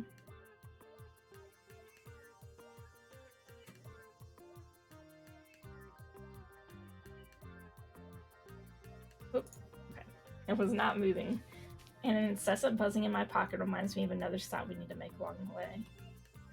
What sort of stop?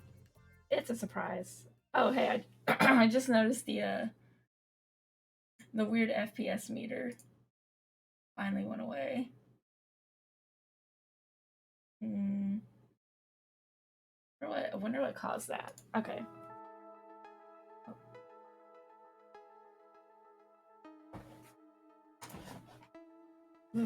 Cute. Iris was right. A 99.97% chance of romantic success if you take your special someone on a moonlit seaside stroll. I like this art. It's nice. And they look adorable. Just vibing by the sea. With Gavin at my side, watching the waves gently roll on the flotsam beach, I feel completely at peace. I've never been one for natural wonders, but I will admit that this is absolutely wonderful. Can we come back sometime? I mean, I know the Funplex is going to be busy with business on the uptick, but we can always make time to enjoy life. Ooh. Leave my promise on that. Spicy.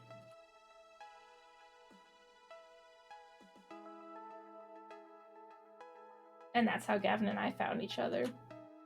I called our lunchtime party the high water mark, one perfect moment in time, but I was wrong. This was it. And in the difficult weeks ahead, I clung to that high water mark in hopes wave would roll my way again.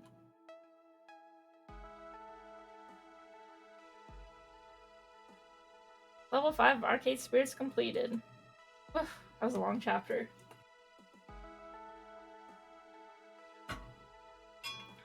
You're winning friends and influencing people.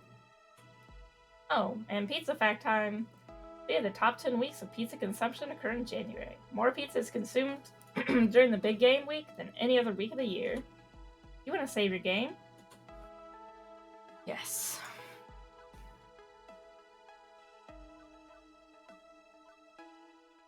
We're going to see the title of the next chapter, but that is it for Arcade Spirits today. We're going to take a break and then move on to Necrobarista. Hit the lever. Okay. So we're going to go ahead and quit before we see anything else.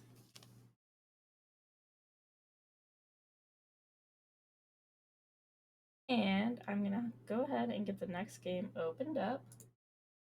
And then I'm going to take a little bit of a longer break. Not too long. Maybe like 3 minutes. Okay. We want to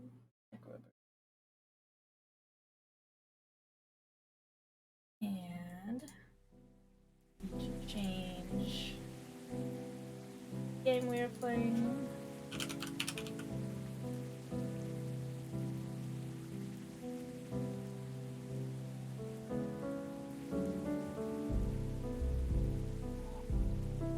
Oh, of course, Two Fire, thank you so much for stopping by and chatting. That means a lot.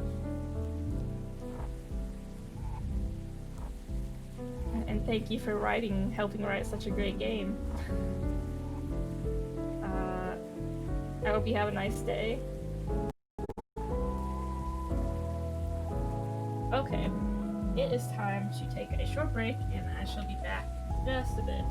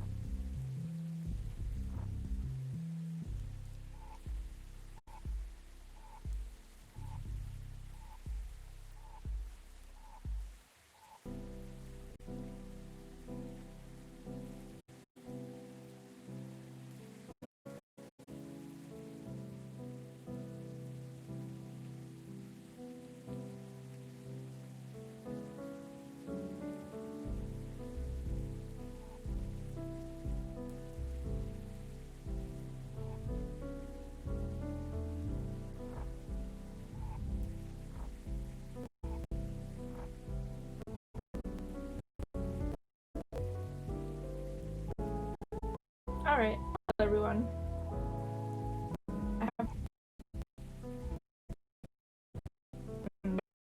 This is 1 FPS. Let me turn down camera drift. Otherwise, I think we should be fine. Okay.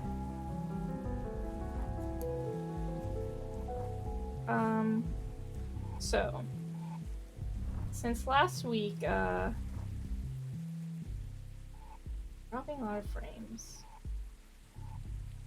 Keeps going between bad and good. Which did not save my thing. We're gonna, start over from the beginning. I don't mind. It's just how it is sometimes.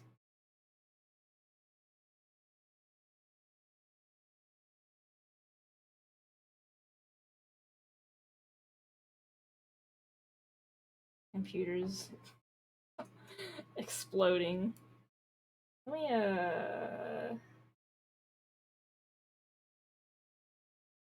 see some.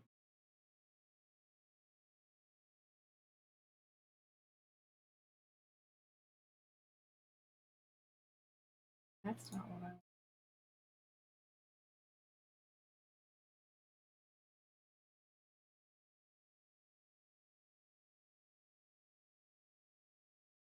Game.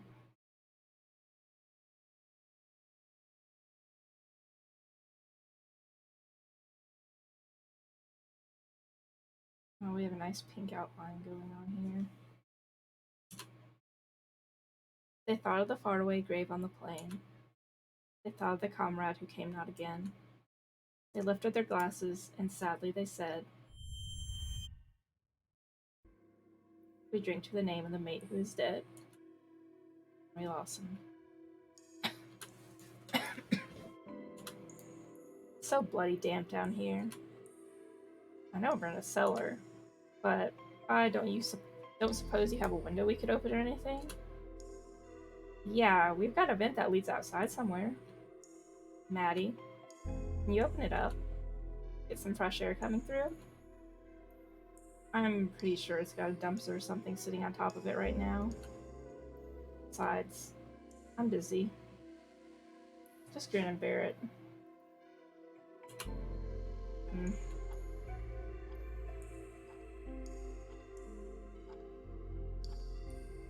Well, there's a very tiny border around the game.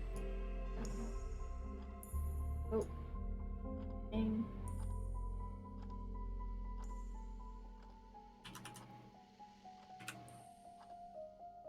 Let's see.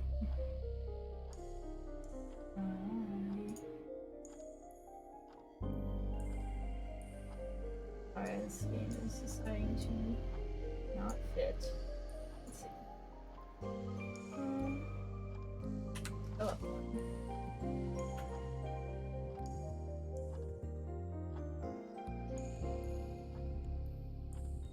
Okay. I think we're good now. Can we get this over with? We've done this before, old man. You know it takes a while to set up. On your farm. I do not appreciate your tone. Sorry. Can we get some more lights on, maybe? With all the crap you scattered around the place, I'd like to at least know where I'm putting my feet. Ashley, would you mind?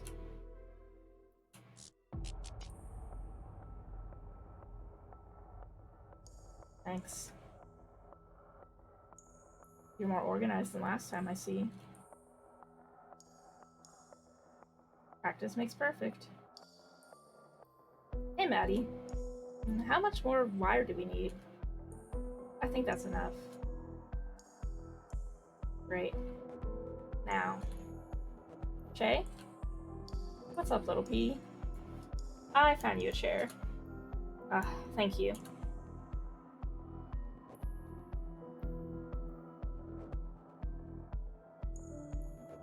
So, this whole thing, surely it's not legal, yeah? Maddie wasn't clear on that. Yeah, the council found it confronting. For good reason, I suppose.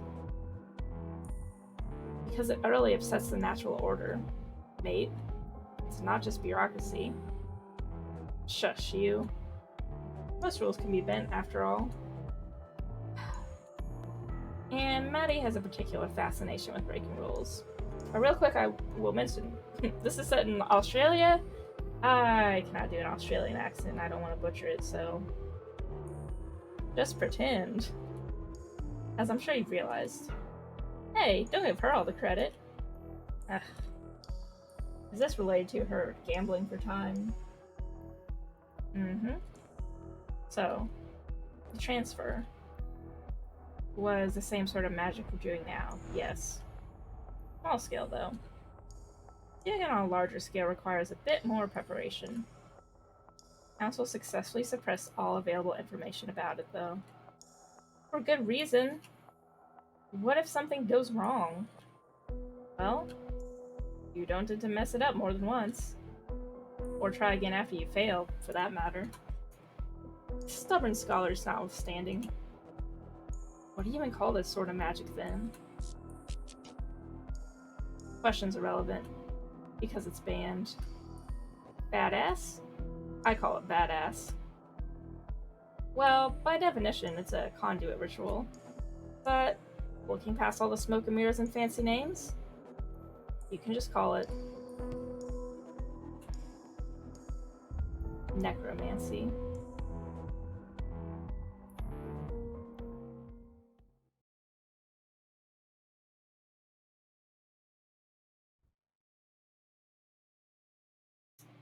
So the entry, whoa, so that opening definitely catches your attention.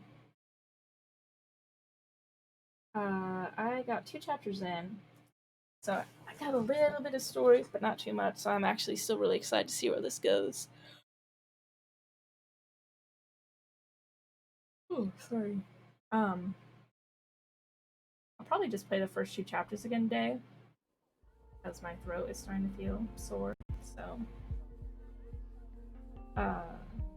Okay. This is not normally where you start after the first 2 chapters, but since I already did them, let me see. Oh, I will look at these, because we won't see these. Well, can't click on that for some reason. Try again.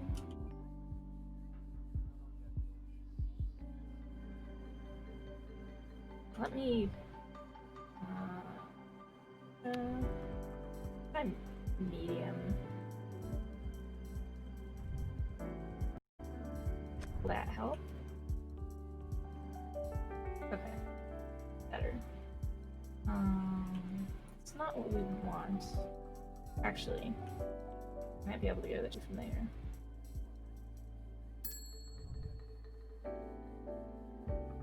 No, actually, I just keep saying actually, but I think I know where I can go to. Get to, well, I can go downstairs. Oh, there they are. And now I can't go downstairs. If I click on this one all the way up here. Yeah.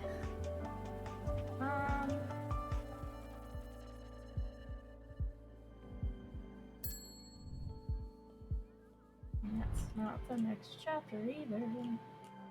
There's a staircase I can go down. Another staircase.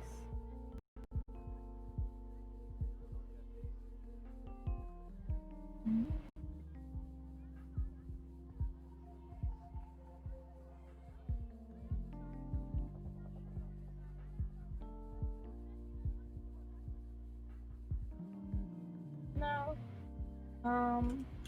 Then I will go back to the title screen. Yes.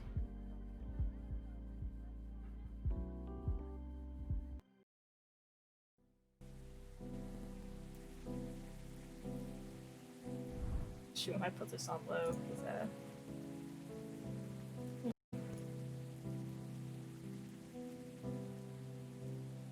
see how still a little weird. Yep. Ow.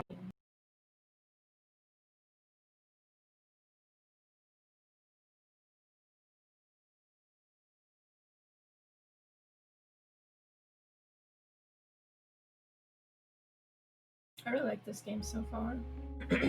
Part 1. Oh, okay.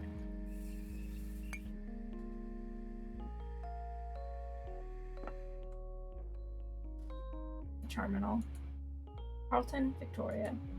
Australia, 3053. Excerpts from my online reviews. Pretty and remarkable coffee. Barista speaks Chinese, but exclusively uses it to mock people to their faces. I am very self-conscious about my top hat now. Observe little girl running around cafe with knife, unsupervised. Ooh, it kind of looks weird.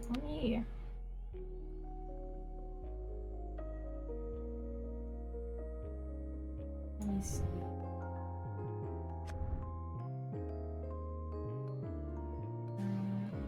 It still looks. Came out with a deep sense of ennui after visiting. Was rudely told to stop being a big dweebus after complaining about burnt taste in coffee. This coffee's some of the best I've ever had. 5 stars. Disclosure: I have no taste buds. The door closes.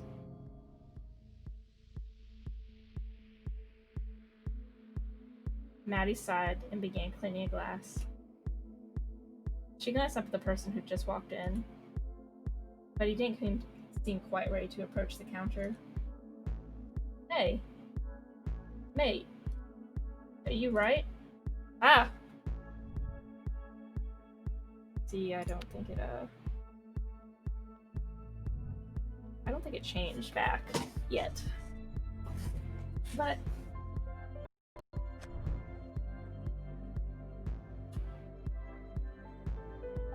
you can see me? Yeah. Clear as day. You gonna order something? I've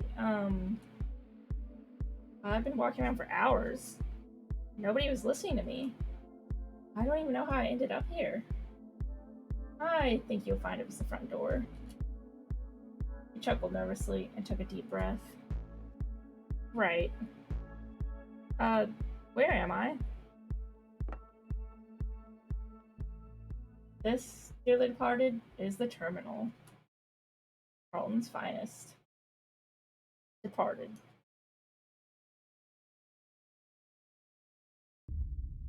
They say our coffee's to die for.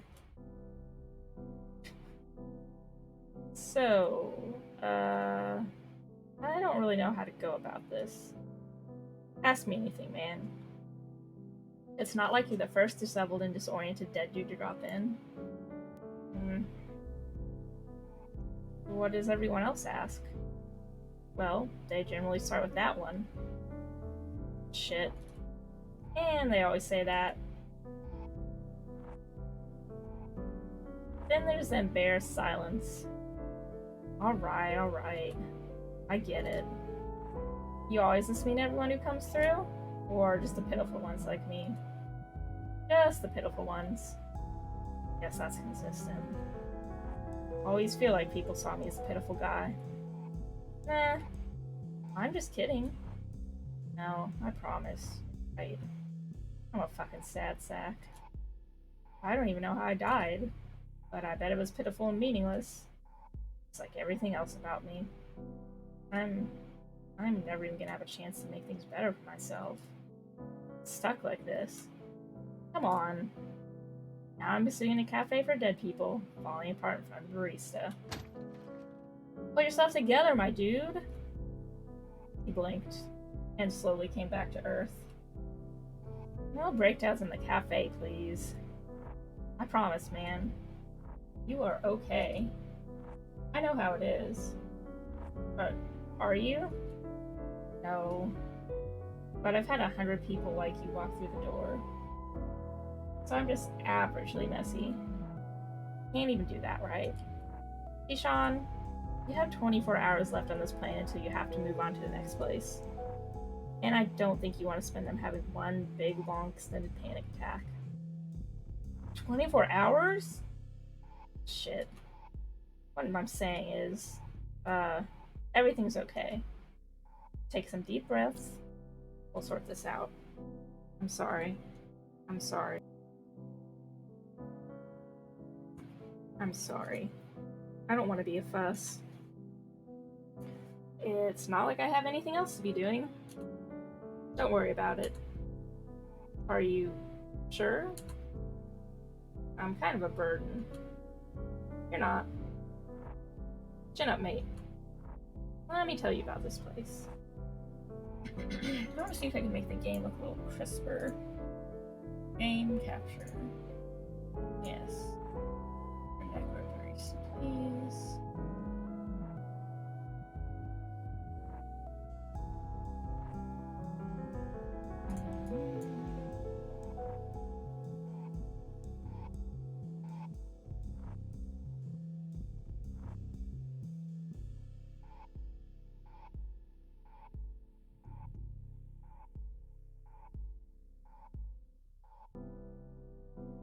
Um,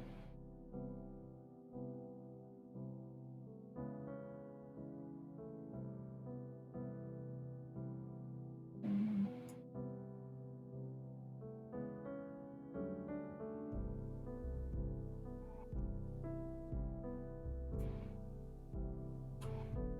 it's pretty cool. It still looks exactly the same. Oh, hold on. I'll pull it up before I know.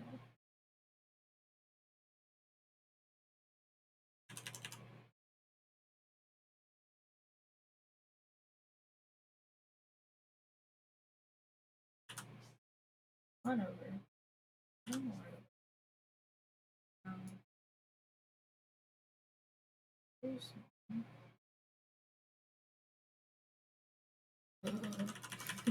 Sorry. I'm so particular about this. And I guess I would get it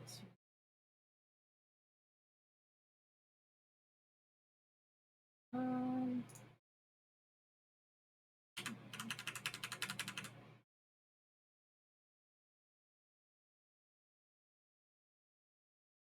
Okay. Now it is not yelling at me.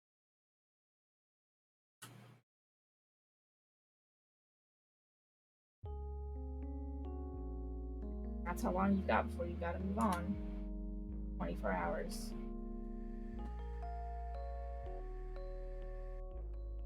24 hours to find out who killed you. That'd probably be a good detective movie, right? Race against time? I guess. But what's the point? If you have to move onwards at the end anyways. It kind of strips it of its meaning. I don't even know if you'd care once you're in the next place. I don't know. Maybe I'm too much of a nihilist to be anything but a constant buzzkill. Yeah, I guess the pressure sounds like a lot. Honestly, I'm still wrapping my head around all this.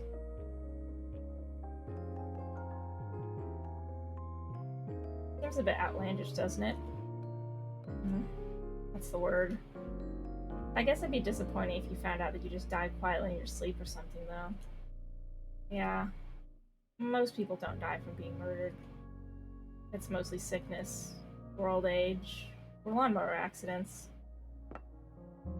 Well, they call them accidents. But really, loads of lawnmowers are possessed by evil spirits. That said, wait. Hold on. You can't just drop that like it's nothing. Possessed lawnmowers? Seriously? Anything with spinning blades tends to attract them. Garden equipment, garbage disposals, blenders. They're a right pain in the arse. Gotta exercise the blender at least once a month. That's wild.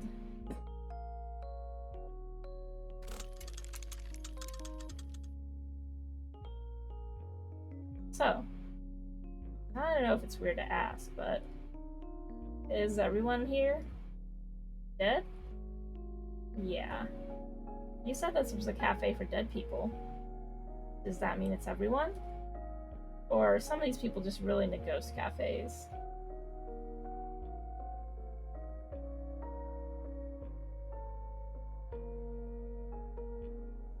That might be an oversimplification. Not everyone in here's dead, but this is one of the only stopping points between here and there. So we get a lot of your type. That's also why the rent is so high. Because those vampires who own the place, we get a lot of foot traffic.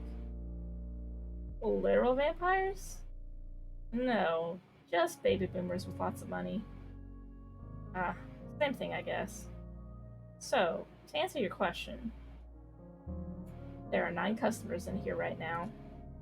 Out of those 9, yourself included, I'd say 4 or 5 of them are just passing through on their way to the next place. How can you tell? Once you've worked here for a while, you get a sort of sixth sense for this sort of thing. Gotcha. Speaking of sixth senses, I've got one for trouble. You have 2 sixth senses?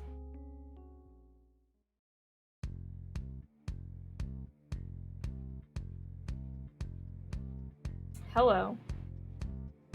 Oh, get my... Go. In the corner you go. Ashley. Ashley was a young girl who adopted Maddie and Shay a couple years back. Much in the same way that a puppy adopts a squeaky toy.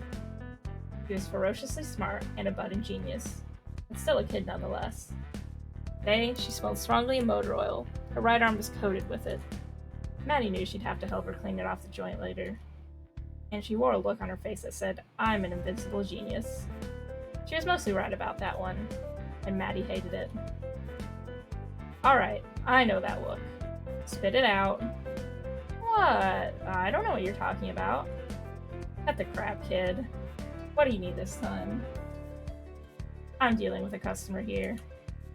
I'm not really needing any attention. I am dealing with a customer. I need someone to hold a joint for me while I screw something in. Don't you have any clamps?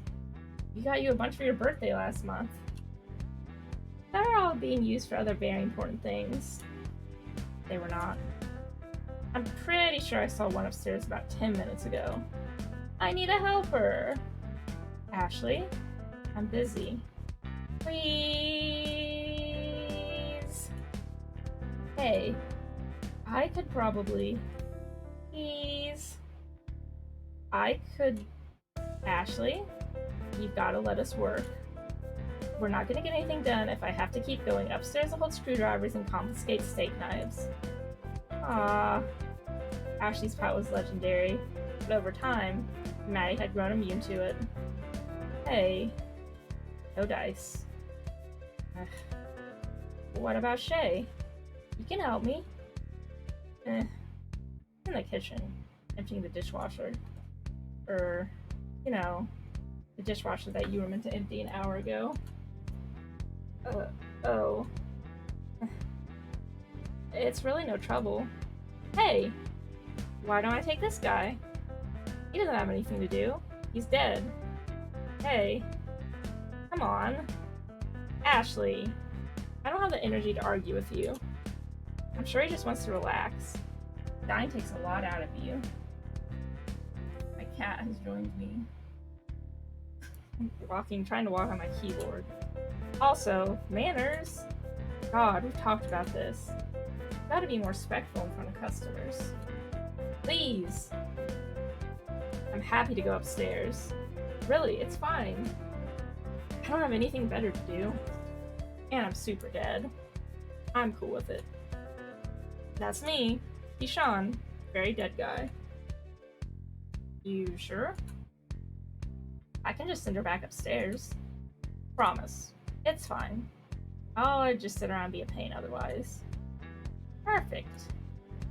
Peon, you've got work to do.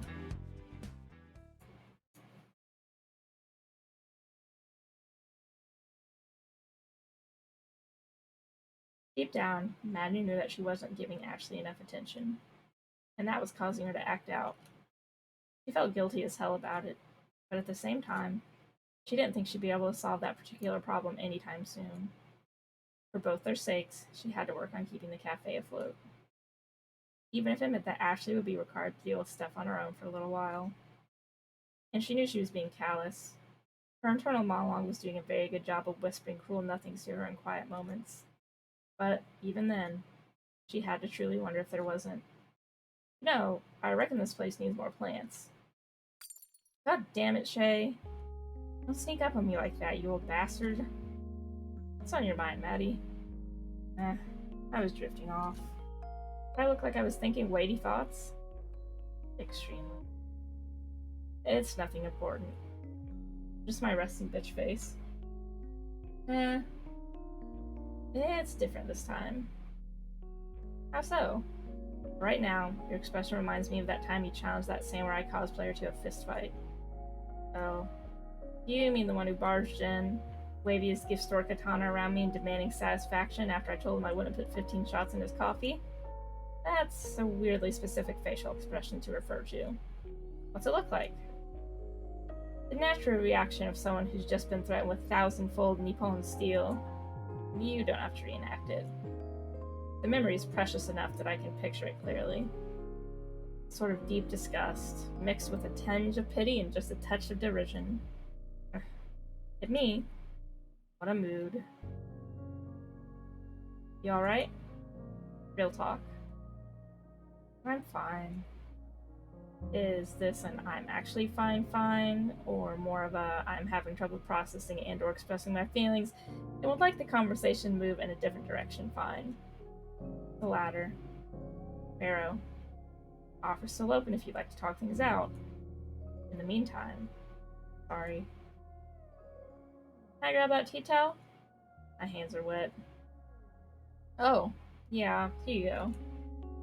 So, did you just feel like doing the dishes by hand, or... I could have sworn I told Ashley to empty the dishwasher earlier. Nah, it's busted. Door latch broke, so we'll have to get someone in to fix it. I don't want to make Ashley wash them by hand anyway. Her arm'd get rusty, so I did it. No problem. Makes sense. So, anyway, we're gonna have to organize a repair. Unless we want to let Ashley give it a shot. And make the call myself. Our landline stopped working last week. Do we have a landline? Yes. Ancient technology. You can transmit sound through a physical cable. An elegant tool for a more civilized age. Only works when you pay the phone bill, though. I don't know if it'd be cheaper to get it repaired, or just buy a new one and give Ashley the old one for parts. The costs are pretty close, all things considered. Hey, don't stress. You'll worry yourself into an early grave. Hey, you spent 50 years digging holes.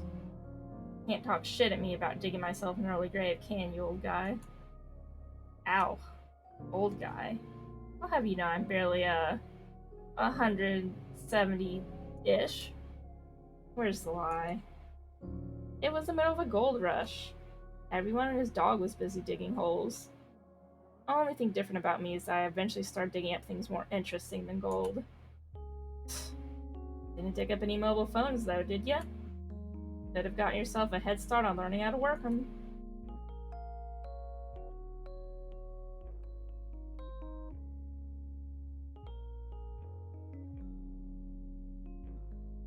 Hey, so...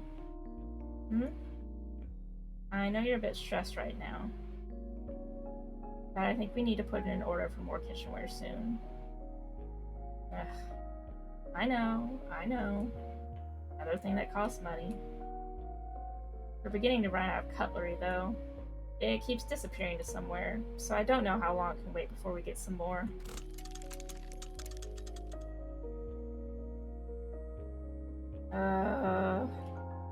I don't know if we can afford that this month. Just, everything's a bit too pricey right now.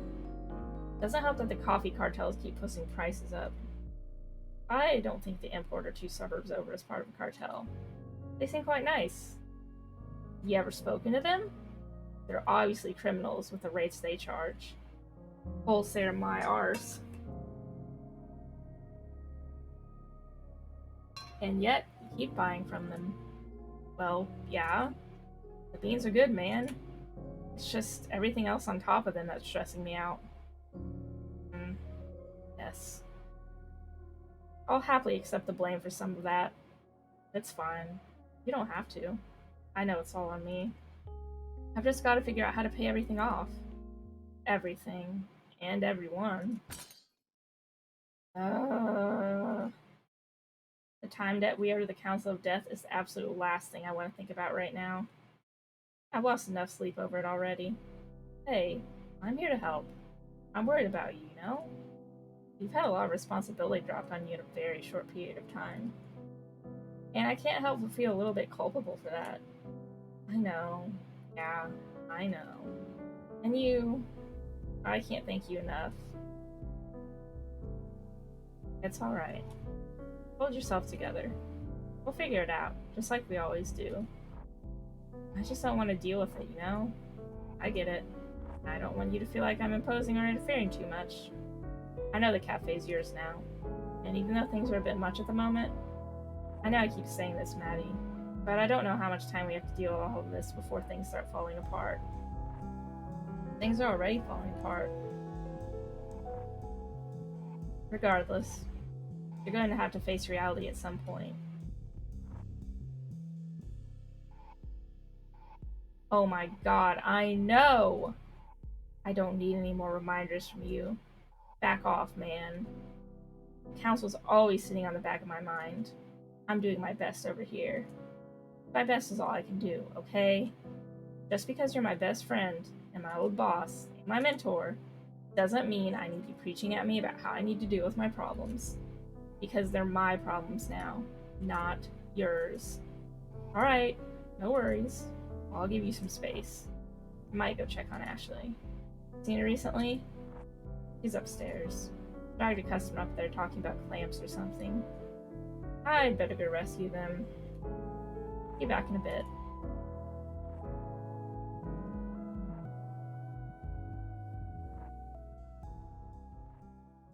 God damn it. It's right. We do need more plants in here, don't we? So, we're gonna strap a big old steak knife to it and make them fight each other. I love it. This is gonna be great. I want to build something that gets put on the TV show Battle Royale with flamethrowers on it. You're not gonna put one on this little guy, are you? A flamethrower? Probably not. But I want to get you to record this fight on my phone so we can send it to producers. Yeah, sure thing. Let's get this knife attached. Pass me those zip ties. Zip ties. And the knife. Knife. And my coffee. Are you sure? Who even gave you that? Coffee. Damn it. It's empty. My coffee is empty, Keyshawn. The world is beginning to vibrate. Maybe it's good that your cup runs empty, yeah? I think my cup needs to run with more espresso in it. How many shots did you put in there? Too many, Keyshawn. Did anyone ask Icarus how many shots of espresso he had? Yeah, I'm reading a book about Icarus. He flew to the sun. I'm cultured. And unrelated news, I have a headache. I think you might want to read a little more about Icarus. There's a twist ending to that one. I'm holding a knife, Keyshawn. No spoilers. Ah, no spoilers. Promise. Alright, I'll just say hi. Maybe she won't sling a knife at me this time. Who knows? Hey kids. Ah! Intruder! Keyshawn. Hi buddy. My pal. Did I get him? No. You missed. Damn it. But, wait, you threw it on purpose? Extremely on purpose, yes. I'm fine, by the way. Oh, it's just you. Would it have been worse if it was someone else? Probably. Unless they were an actual spy coming to steal my robot designs. Then it would have been good. I think I'm crashing. Oh no. Is she okay? Did I kill her? She'll wake in about 15 minutes with no effects. But you probably shouldn't give her any more coffee. She turns into a real goblin. Oh, she told me that it'd make her immeasurably powerful. I mean, she's not wrong, but you know, great power, great responsibility, yada yada yada. She's 13. She has got plenty of energy already. Maybe not in the sense of responsibility, though. Yeah, I don't even know how I ended up sitting here attaching knives to robots. It's very convincing. You don't have to tell me, mate. She basically lives here. Her parents would kill me if they found out she nearly killed me. Pretty good blind throw, though. She makes me proud in the weirdest ways. Huh. Did she learn from the best? She did, but the best definitely wasn't me. Maddie's pretty deadly with knives. Loves her flashy tricks. Bad habit, probably. Anyway, I'm sorry. I'm being very rude. My name's Shay. I used to own this place. Now I just sort of sit around and cause trouble and sometimes have knives thrown at me, I guess. I'm Kishan, and I died today.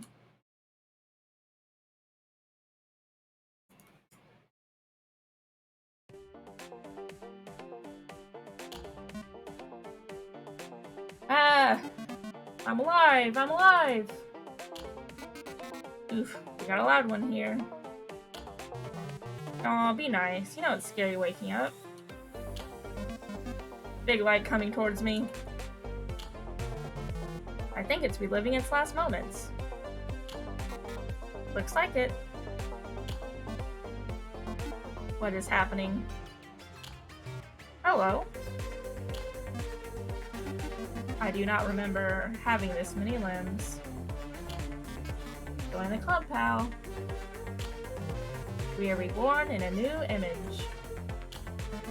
I see. I'm Kepler. Nice to meet you. I am Jacoby. I am undefined. I don't know if that name will stick. Its body is made of a milk carton. Should we just call it Milk? No, too basic. Imagine if you called me Goon. Just because I am made of a goon box. I wouldn't like that at all. Ashley was yelling about someone called Lovelace the other day. That's a good one, I think. How does our new friend feel about it? Acceptable. Excellent. Nice to meet you, Lovelace.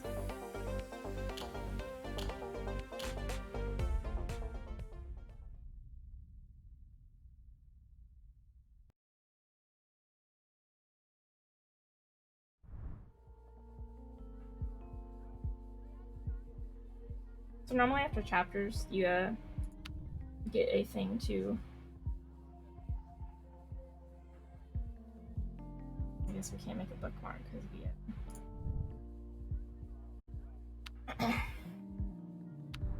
we're not somewhere to make a bookmark at. But with that, I'm going to go ahead and wrap up the stream for today because my throat is struggling. And I'm pretty sleepy. So let me get to my... There we go. So I will be streaming again on Monday at 2 p.m. Eastern Standard Time. I have changed up my schedule quite a bit. Nothing too drastic, but on Monday, Wednesday, and Fridays, I'll be streaming at 2 p.m. On Tuesdays, I stream at 6 p.m. and on Thursdays, I stream at 3 p.m.